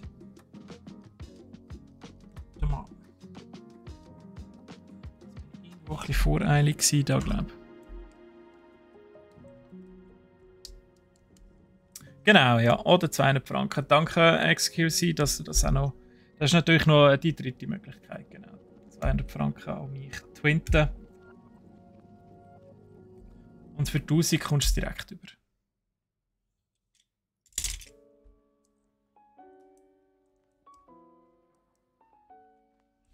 Ich habe das Zeug nicht richtig gelesen. Ich habe irgendwo ein Teil vergessen. So, jetzt da kommt doch noch so eins.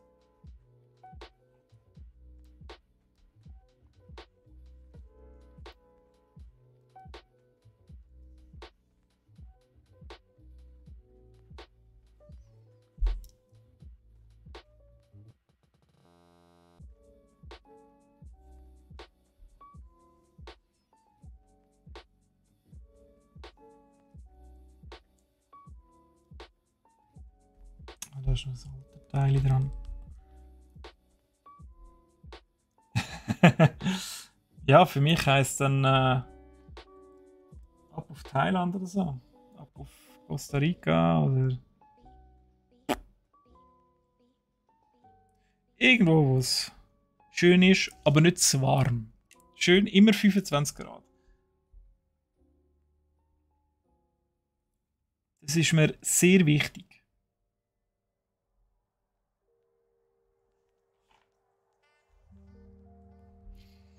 Mm, mm, mm, mm.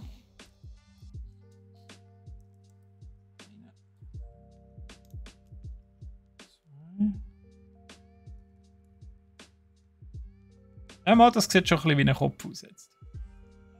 Kann man so durchgehen lassen. Nochmal abzählen, ob das wirklich stimmt. So. Ja, nice, das sieht doch richtig cool aus. Ah, Drachen machen alles besser, hä?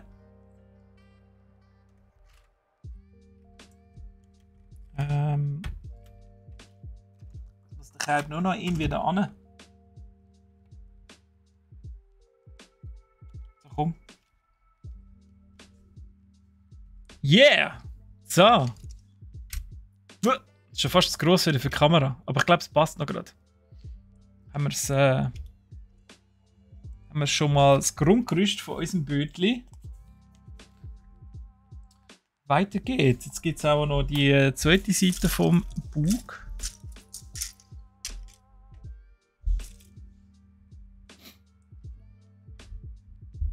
Heute noch regnen. Ja, ich glaube, wird schwierig. Meine Hoffnung liegt noch auf morgen. Also ich erwarte auch von euch allen, dass ihr da wirklich noch Regentänze vorführt, weil es ist extrem wichtig, dass es morgen abkühlt und wenn möglich regnet. Weil wir spielen morgen Dungeons and Dragons. Und das geht einfach nicht bei 35 Grad. Da sagt mein Hirn einfach Jopp. Und klingt sich aus.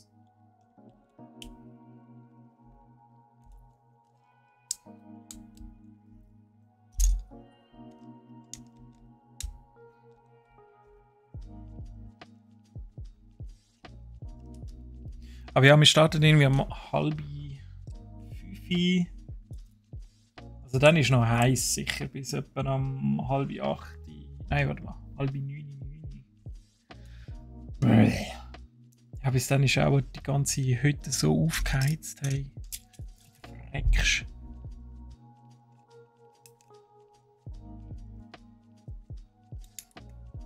Irgendwann helfen auch die Unmassen von Bier nicht mehr.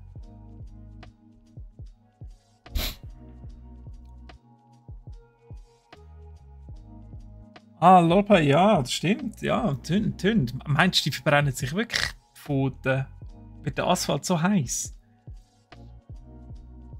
Also ich weiß es ehrlich gesagt nicht. Ich glaube, ich da sehr gerne aufklären. Für die Passivtalfahrt von der Pontonier ist noch am Samstag. Ja, nicht, dass die noch in Ohnmacht gehen, oder?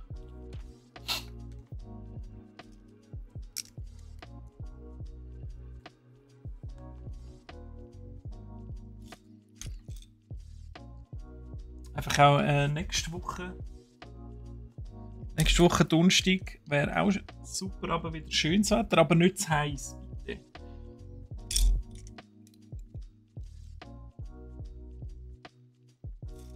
Dann werdet ihr übrigens nicht das Vergnügen haben mit mir, sondern noch das größere Vergnügen. Mit möglicherweise. Nein, stimmt gar nicht. Nein, Moment, jetzt haben wir etwas anderes abgemacht, Steffi.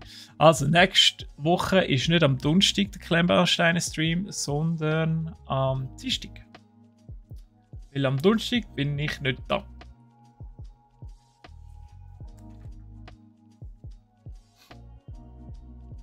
So einfach ist das.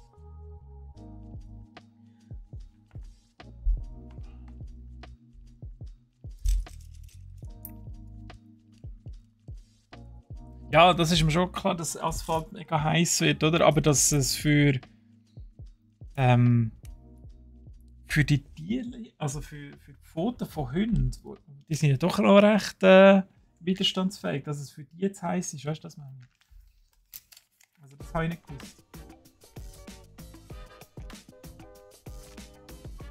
Ich habe übrigens unserem Drachen die falschen Augen gegeben. Aber von euch ist das niemandem aufgefallen, hä? Also ich muss hier echt alles alleine machen.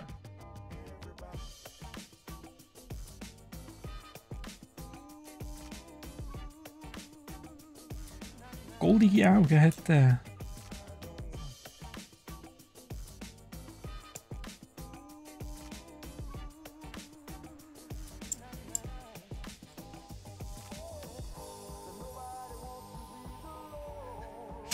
Richtig Autolope, ja, ich weiß. Du wärst hier sicher ein guter Ersatz. Aber alles noch gut. Ich kann noch. Musst du noch ein gedulden. Ich kann noch nächste Woche.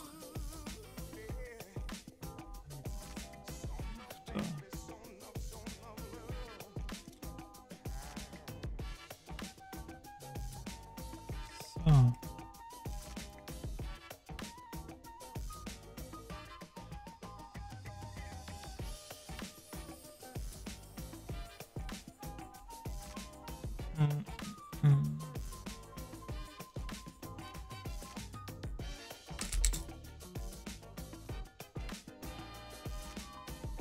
Das ist eigentlich noch eine coole Schiffform, oder? Also sie lässt sich mit Lego eigentlich mega gut nachahmen, oder? Weil einfach die Balken da so Bogen raufgehen.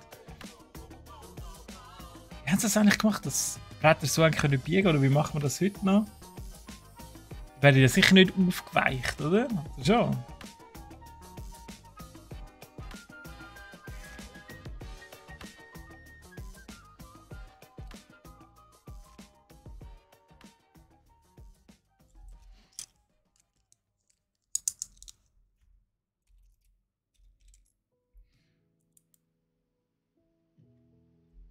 Mir schwand übles, dass wir nicht fertig werden heute mit dem. Also nicht, dass wir müssen, aber es wäre schön gewesen, wenn es gerade aufgeht.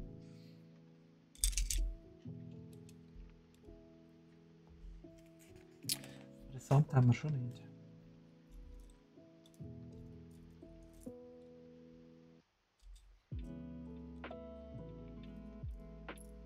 Es hat ja noch neue Projekte. Aber wir müssen uns mal irgendetwas einfallen lassen, hinter wegen dem Regal. Weil schon Justifier hat keinen Platz mehr drauf. Also all die Leute, die daheim ganz, ganz viel Lego und andere Kleebausteine-Sets haben, ich fühle euren Schmerz vom Platzmangel. Ich weiß ganz genau, wie es euch geht.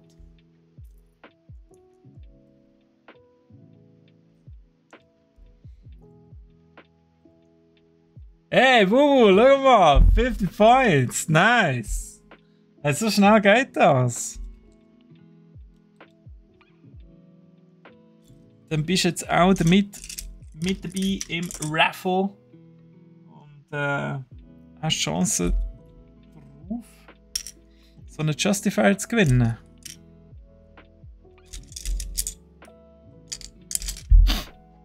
Hallo? Wo ist das braune Teil? Ah, das hat jetzt Klemmer.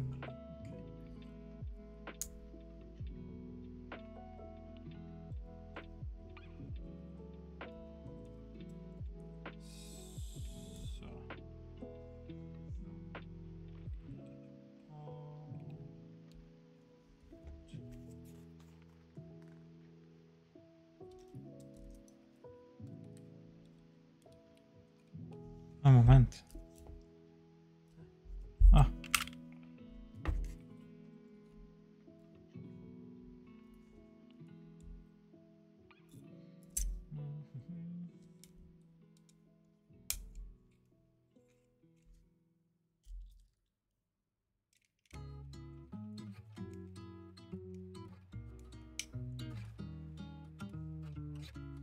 Vergiss immer das Teil da unten. Ich finde das so ein geiles Blau. Ich liebe so ganz dunkles Blau.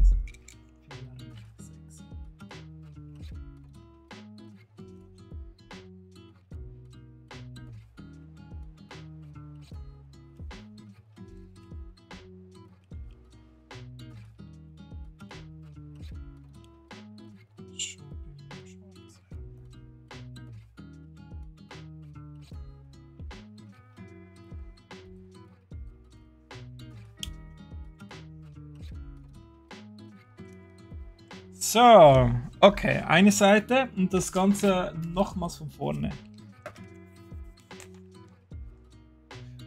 So repetitive Quests hasse ich ja persönlich. Immer das Gleiche ist. Ziehe raus, töte 50 Wölfe. Ziehe raus, töte 30 Eber. Ziehe raus, töte 100 Ratten. Da komme ich Vögel über.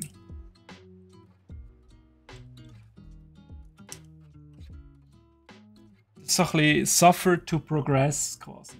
Echt das. Du musst einfach leiden, dass du vorankommst im Spiel. Oder was auch immer das dann ist.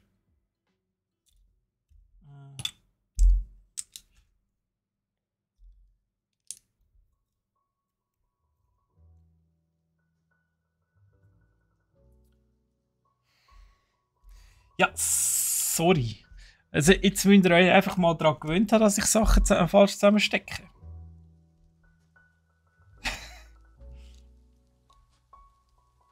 Mensch ist doch ein Gewohnheitstier, oder? Regt ihr euch jetzt immer noch auf, dass ich Sachen falsch zusammenstecke? Das ist doch kalter Kaffee von vorletztes Jahr, hey.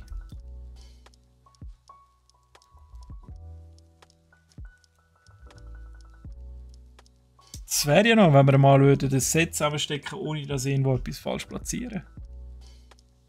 Wo kommt man da hin?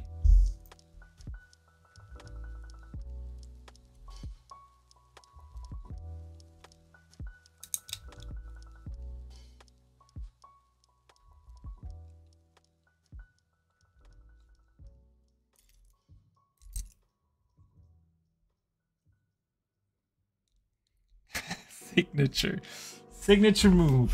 Ja, jeder Held hat seine Superkräfte, oder?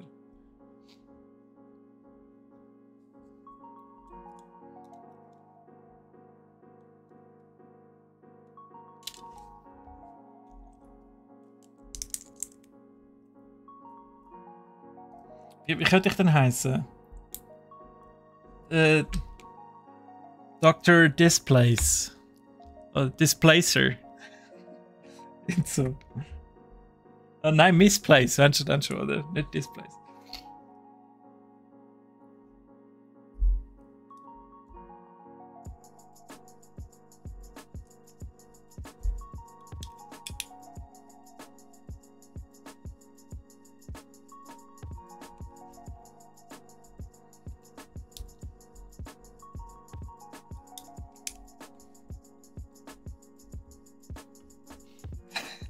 Weißt du, für dein Vertrauen, Lowplay? Immer wieder gerne gewesen. Ich fühle mich da auch überhaupt nicht irgendwie ausgelacht oder so, oder dass irgendwie meine Persönlichkeit angekratzt würde oder so. Das geht mir überhaupt auch nicht nach. Also, nie abgehärtet, oder? Hin jetzt. Ganze Mobbing hier.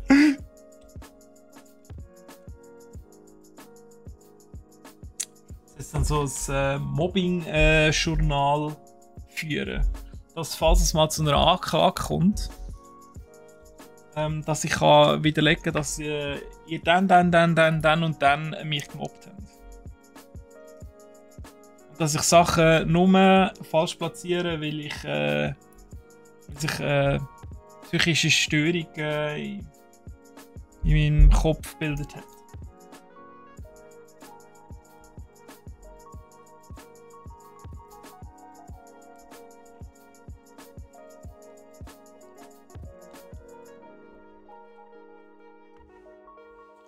so ein permanentes Unzulänglichkeitsgefühl.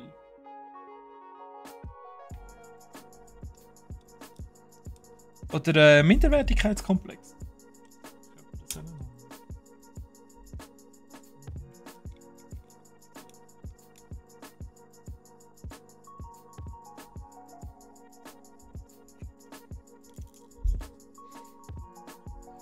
Danke für den Aufmunterer. Ich habe deine Angst gespürt.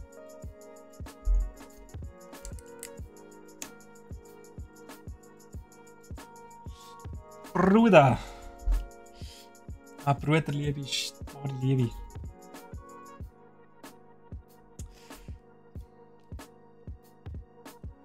Bin ich voll und ganz bei dir. Es muss nur noch lebt ein Traum laufen.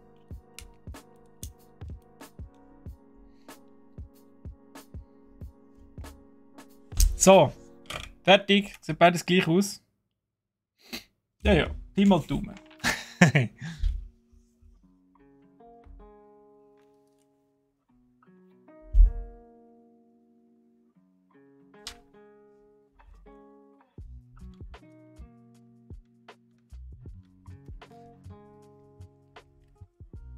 Das ist der einzige Mensch mit Superkräften. Das wäre wie Lost. Also, wie meinst du? Muss das versetzt sein?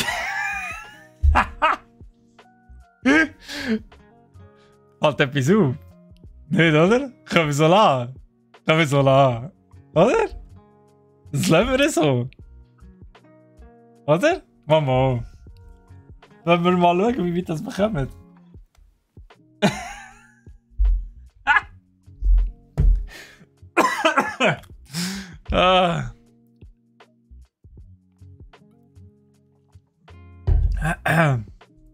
Das da. Also ist nur... Der Versatz ist nur marginal.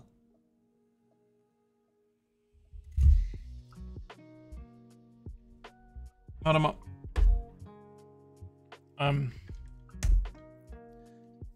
Moment. Ich krieg das hin. Aber hier stimmt dann der Abstand nicht. Warte mal. So, ich tue es jetzt einfach auf diese Seite. Hä? Oder? Ja. So.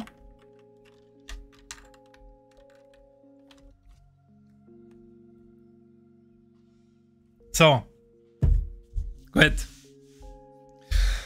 Ich bin eben Profi. Ich kann alles falsch anbauen. Ich kann sogar das da falsch anbauen. Aber wie geht das? Also ich schaffe es echt. Ich glaube, ich habe, wie gewisse Menschen so eine Dyslexie haben, habe ich so eine Dispositionierung. Keine Ahnung.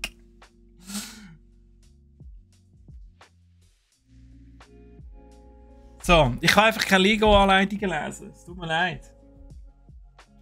So, fertig. Jetzt brauchen wir mal da die Keiten da. Und sonst sitzt eins hier.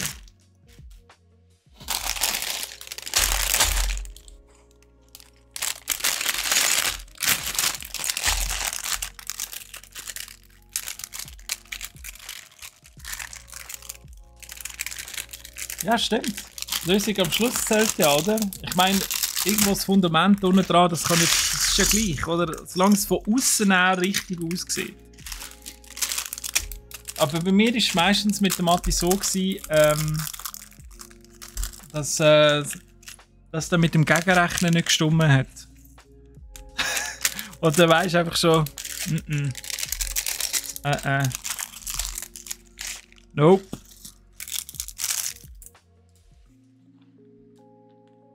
Vielleicht liegt es auch einfach an dem, ich nicht gut in Mathe war. Zumindest bis zu einer gewissen Klasse. Ich weiss auch nicht, wann das angefangen hat.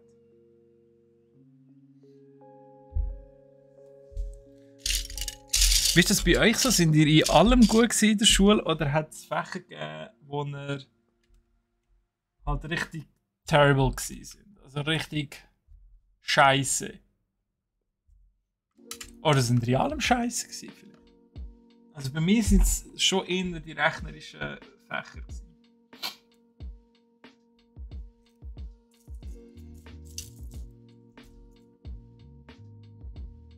Was mich immer angegurkt hat. Aber ich habe dann trotzdem auch nicht allzu viel dagegen gemacht. Also, ja.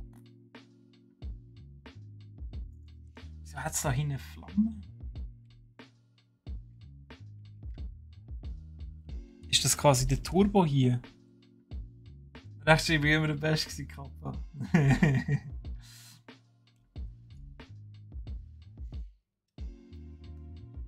Darum haben wir ja Schweizerdeutsch.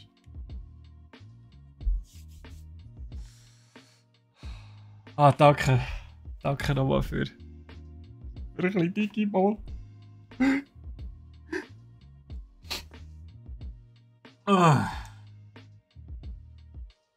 Digimon ist so gut. Matti, bist du super gewesen, Spur? Nice! Dann hätte ich neben dir hocken, hätte ich von dir ein bisschen abschreiben. Hat mir auch nichts gebracht, aber mein Gewissen beruhigt. Sport bist scheiße. Ja gut, Sport. Also, wenn du dort nicht gut bist. Who cares? Also, wenn es nur das ist, dann. Chapeau! Fette Tyler hier. Was ist das? Ist das Kreuzli? Ah, da.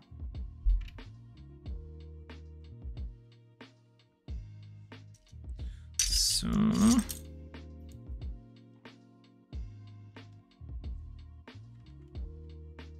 Sport habe ich immer geliebt. Auch wenn ich jetzt nicht mehr so danach aussehe, aber den Sport habe ich wirklich immer gefeiert. Das ist einfach immer ein bisschen dumm tun und zausen lassen.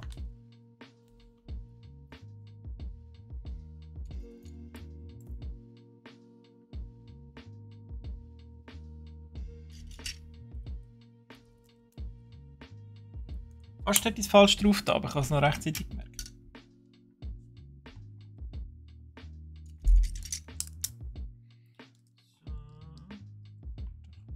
So.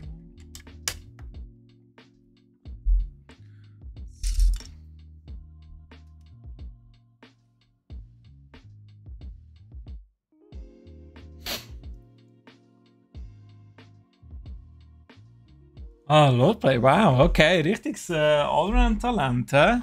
Überall ein bisschen stark, nicht schlecht. Außer dem Franz. Aber ja gut, ich meine, das kann man ausklammern, wenn nicht. Oder? Franz ist einfach die Hölle.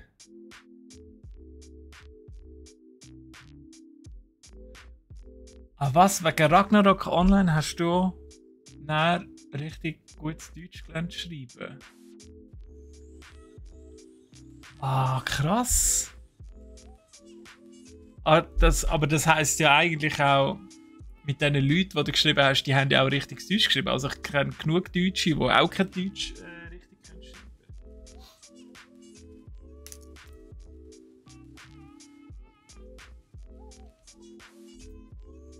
Das finde ich immer schrecklich, wenn du irgendwelche Präsentationen hast und du strotzt einfach nur so vor Fehlern.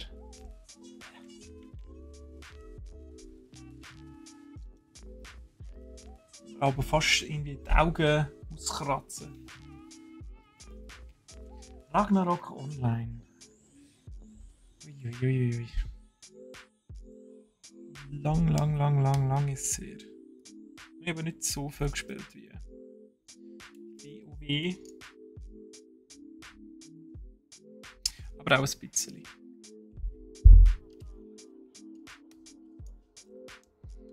Ich hätte einfach gedacht, es ist sehr grindy, es ist noch fast zeitfressender als WoW. Aber ja, das ist vielleicht noch mein Eindruck.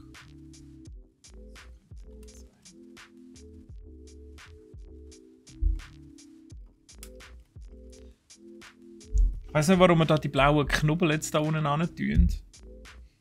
Wahrscheinlich damit du ein bisschen über den Boden reinschlittern lassen.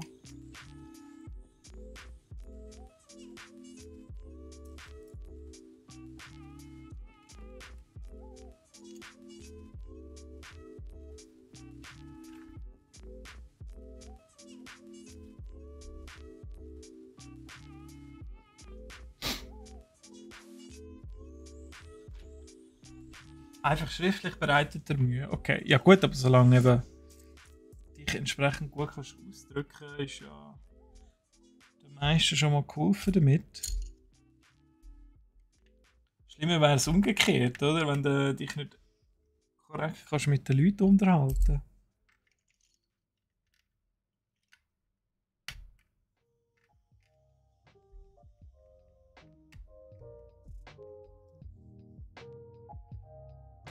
Oh, das Günstspiel geht übrigens noch 13 Minuten, falls noch welche habt von euch, die noch nicht mitgemacht haben.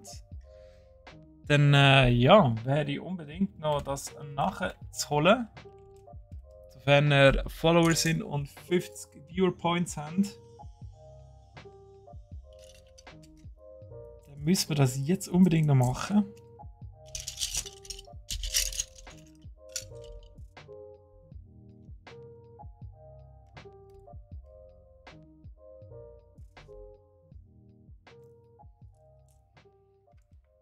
Ja, dann würde ich mich mal für das politisches Amt bewerben.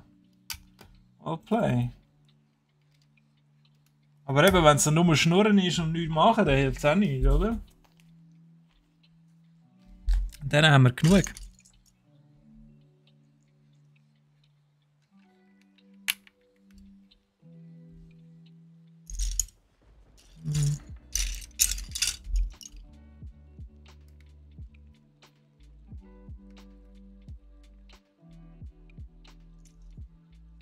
So, jetzt wird sie ja richtig knallbunt.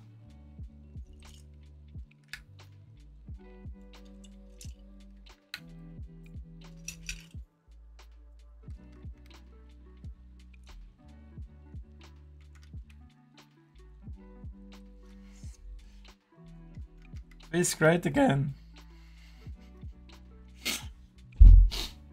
Ja, mit dem Motto ist der letzte nicht so weit gekommen. Allerdings ein anderes Land im Motto rein hatte.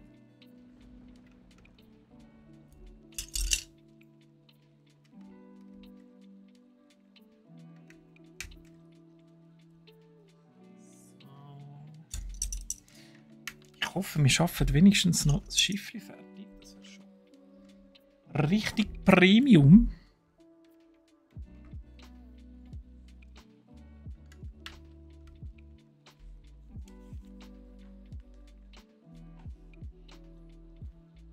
Das echt gut aussieht am Schluss. So richtig Gäckeli-Gel ist da. Ich find das Gel da, das was schon ganz leicht Richtung Orange geht, das passt mir persönlich besser. Geschmäcker sind ja bekanntlich verschieden. Ah, Moment, die können wir dann noch so ein braunes Teil über. Okay.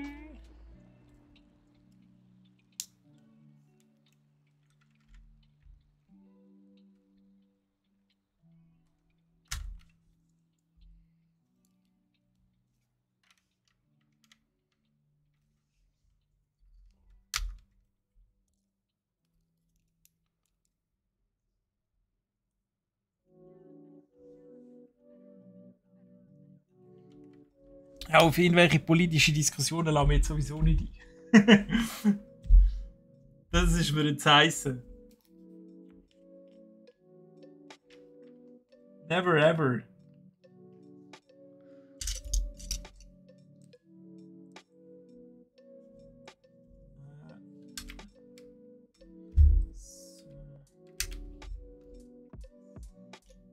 Ja, ich glaube, den Sack da schaffen wir noch.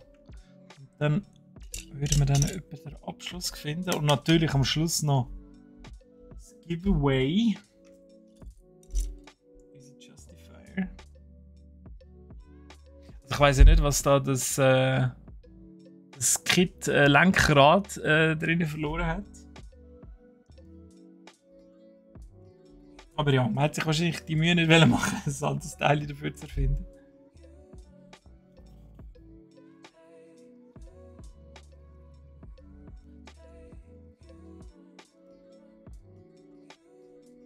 Aber am Schluss sieht es auch schon.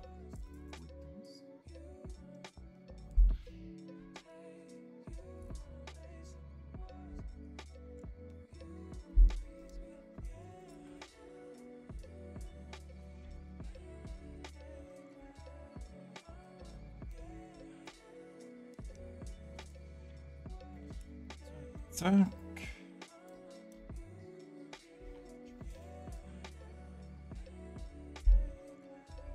So ein graues Teil. Aber kein Fisch. Ah nein, schwarz. Also der Mast, der wird da richtig massive.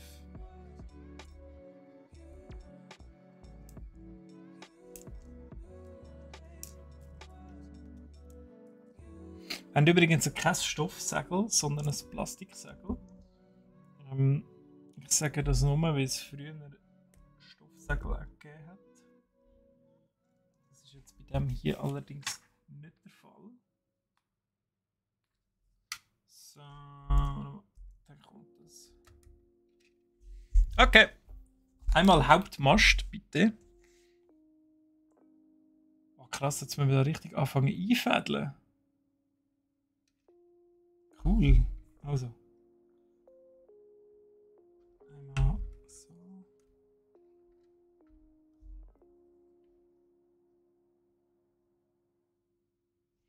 Am besten noch mit dem Loch gegen innen, nicht gegen aussen. Es hat da noch ganz, ganz feine Löcher da drinnen. Und lieber gegen innen anstatt gegen aussen. Wobei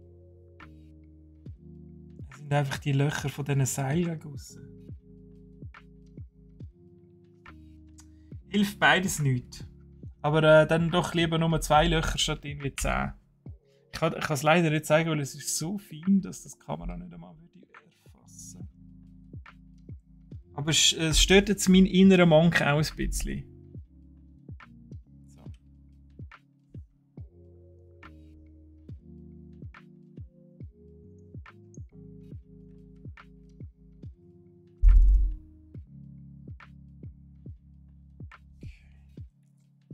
Das ist aber cool. Jetzt machen wir hier richtig ein bisschen Lismette da.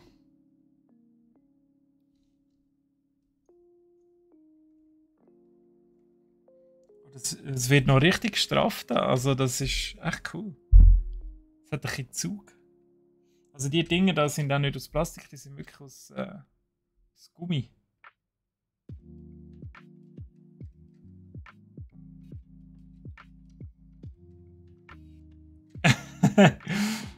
Das freut mich, dass ich in deinem Königreich Roleplay dann immer noch beschäftigt bin. Ich tu dir dann aber daran erinnern, dass du dann einmal kommst und sagst, ja, brauche ich jetzt doch nicht. So, was gibt es jetzt hier noch ein bisschen Angelrouten oder was?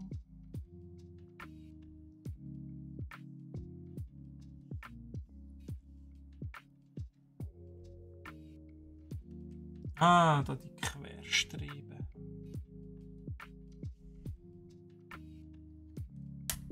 Okay. Ah, für das braucht es auch das Steuerrad hier.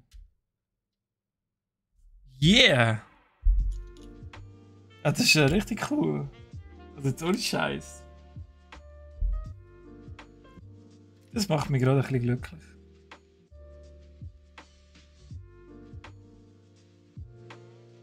Das Ganze da zusammen fädeln.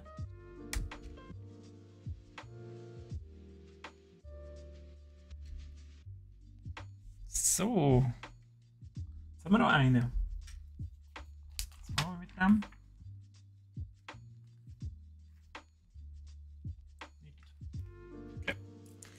Machen wir halt nichts damit.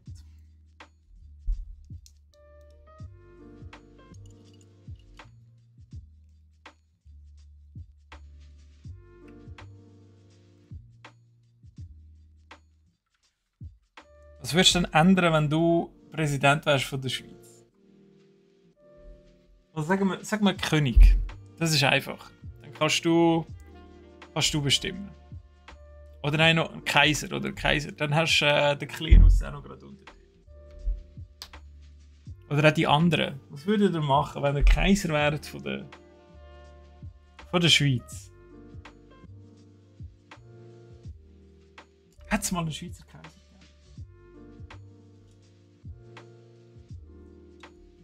Auch nicht.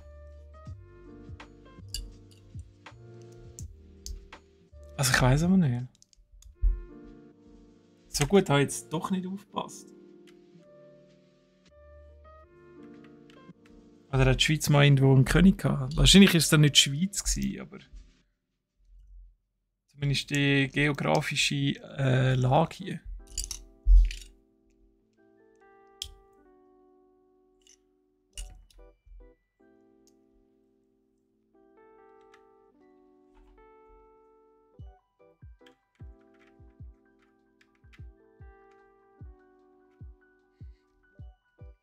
Dann würde ich auch unterschreiben. Pizza gehört nicht. Die Ananas gehört nicht auf Pizza. Pizza gehört nicht auf die Ananas. Das sowieso.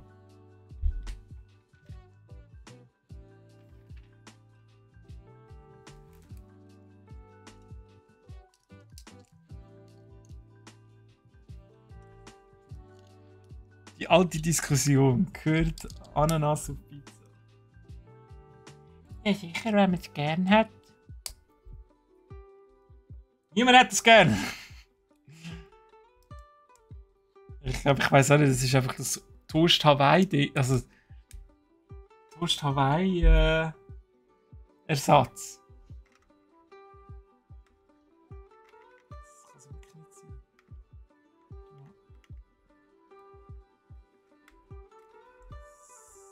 So, und jetzt muss ich das da unten auch noch haben. Ja.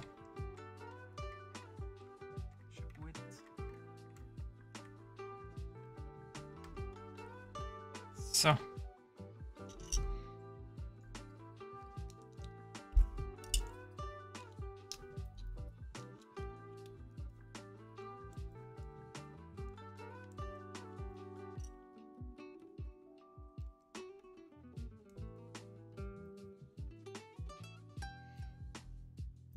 Habsburger, ja, aber das sind ja einfach Österreicher gewesen. Also eben, sie haben einfach von dort aus regiert. Aber eben, also die Schweiz selber hat, glaube ich, nie so etwas gehabt, oder? Aber stimmt, Habsburg, ja. Was ist das? 5. Klasse? Habsburger.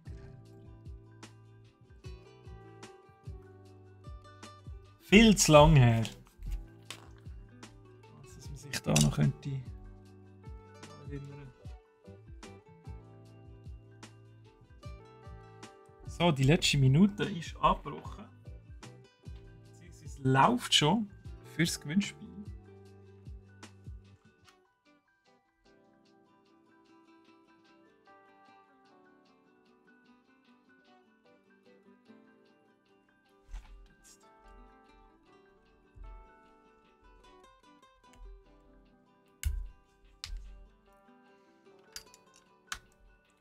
Gehört das noch alles so?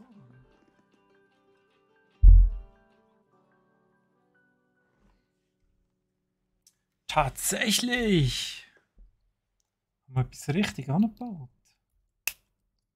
Zur Abwechslung.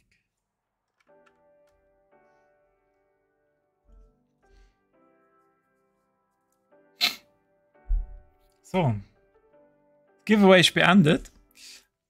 Also, wir machen es jetzt noch so. Wir bauen noch ganz kurz das da fertig. Das ist gar nicht viel. Ich gebe auch ein bisschen Gas.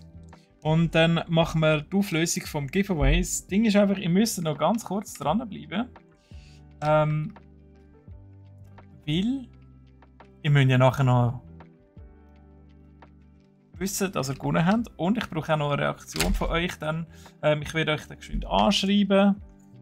Und dann einfach kurz wegen der Adressen und so weiter. Dann schicken wir das postwendend zu euch. Ich bin schon ganz gewundert, wenn ich gewonnen hat. GG to the winner.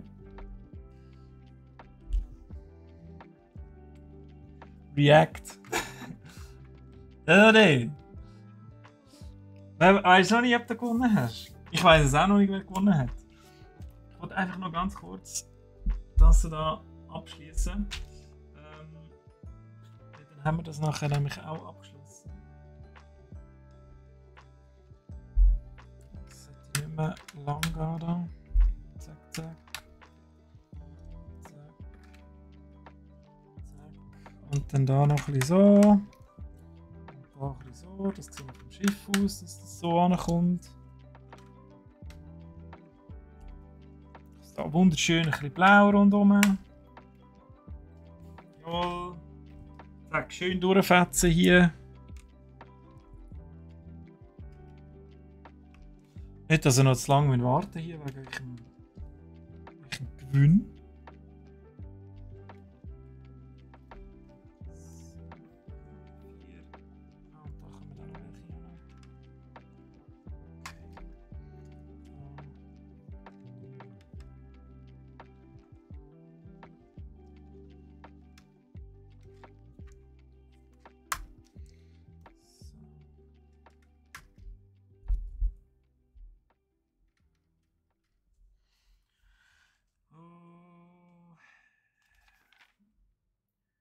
Ist die Eis auf der Map below.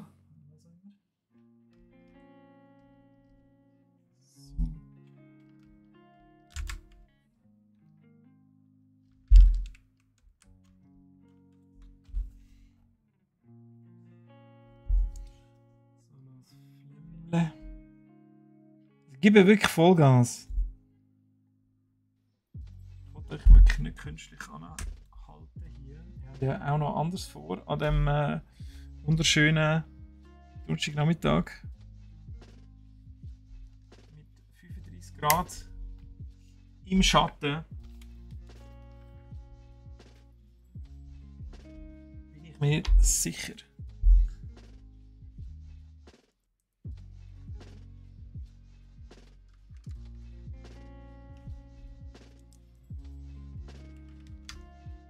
So. Und noch irgendwo ein Fisch. Okay. Da hängt noch irgendwo ein Fisch. Oben runter. Ah, der brötelt hier vor sich hin.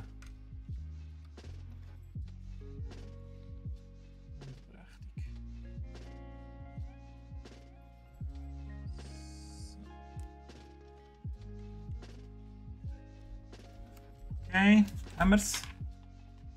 Yes, jetzt kommt Sack 5. Gut. Wir brauchen nicht alle Flämmchen. Also, so weit sind wir jetzt mal mit unserem wunderschönen Wikinger-Schiff. Ich finde, das sieht richtig lässig aus. Auch von der Seite her. Aber ich weiss, was euch mehr interessiert, ist nicht, ob das Wikinger-Schiff jetzt startklar ist oder nicht, sondern wer dann auch immer das Gewinnspiel mit unserer Justifier gewonnen hat. Bild. Hier übrigens auch nochmal danke vielmal an Ligo für das Sponsoring natürlich. Dass wir das dürfen verlosen. Hier lange schon überhaupt nicht mehr die ganze Breite von der Kamera. Wenn wir mal schauen. Gut duschen. Okay, also, wenn wir mal auslösen, wer dann gewonnen hat, von all denen, die mitgemacht haben, machen wir doch das mal. Hey, excuse, wenn du da bist, dann schreib doch mal bitte in den Chat rein.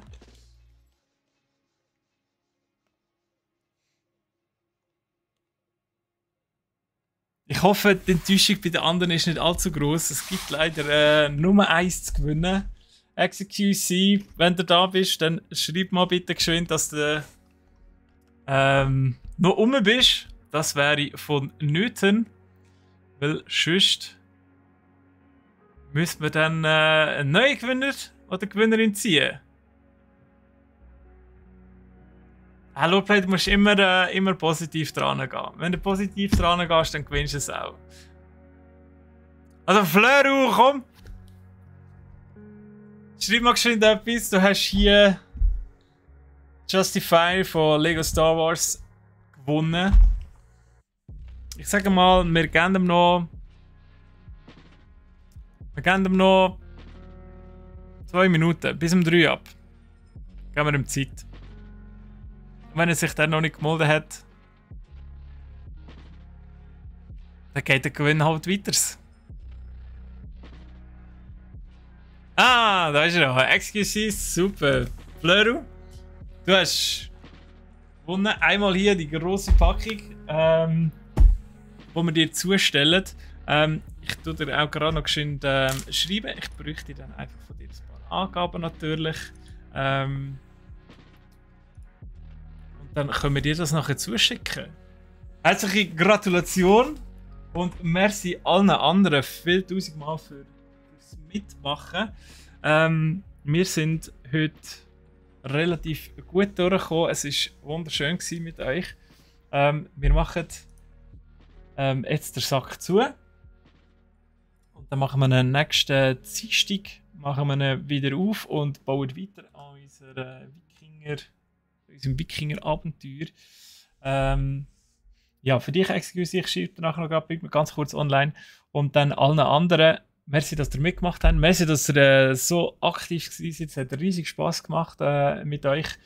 Und dann wünsche ich euch ein wunderschönes Abend. Ja, nein, einen schönen Nachmittag, schönen Abend und dann eigentlich auch ein tolles Wochenende, was auch immer ihr vorhabt. Wir sehen uns nächste Woche wieder. Habt's gut und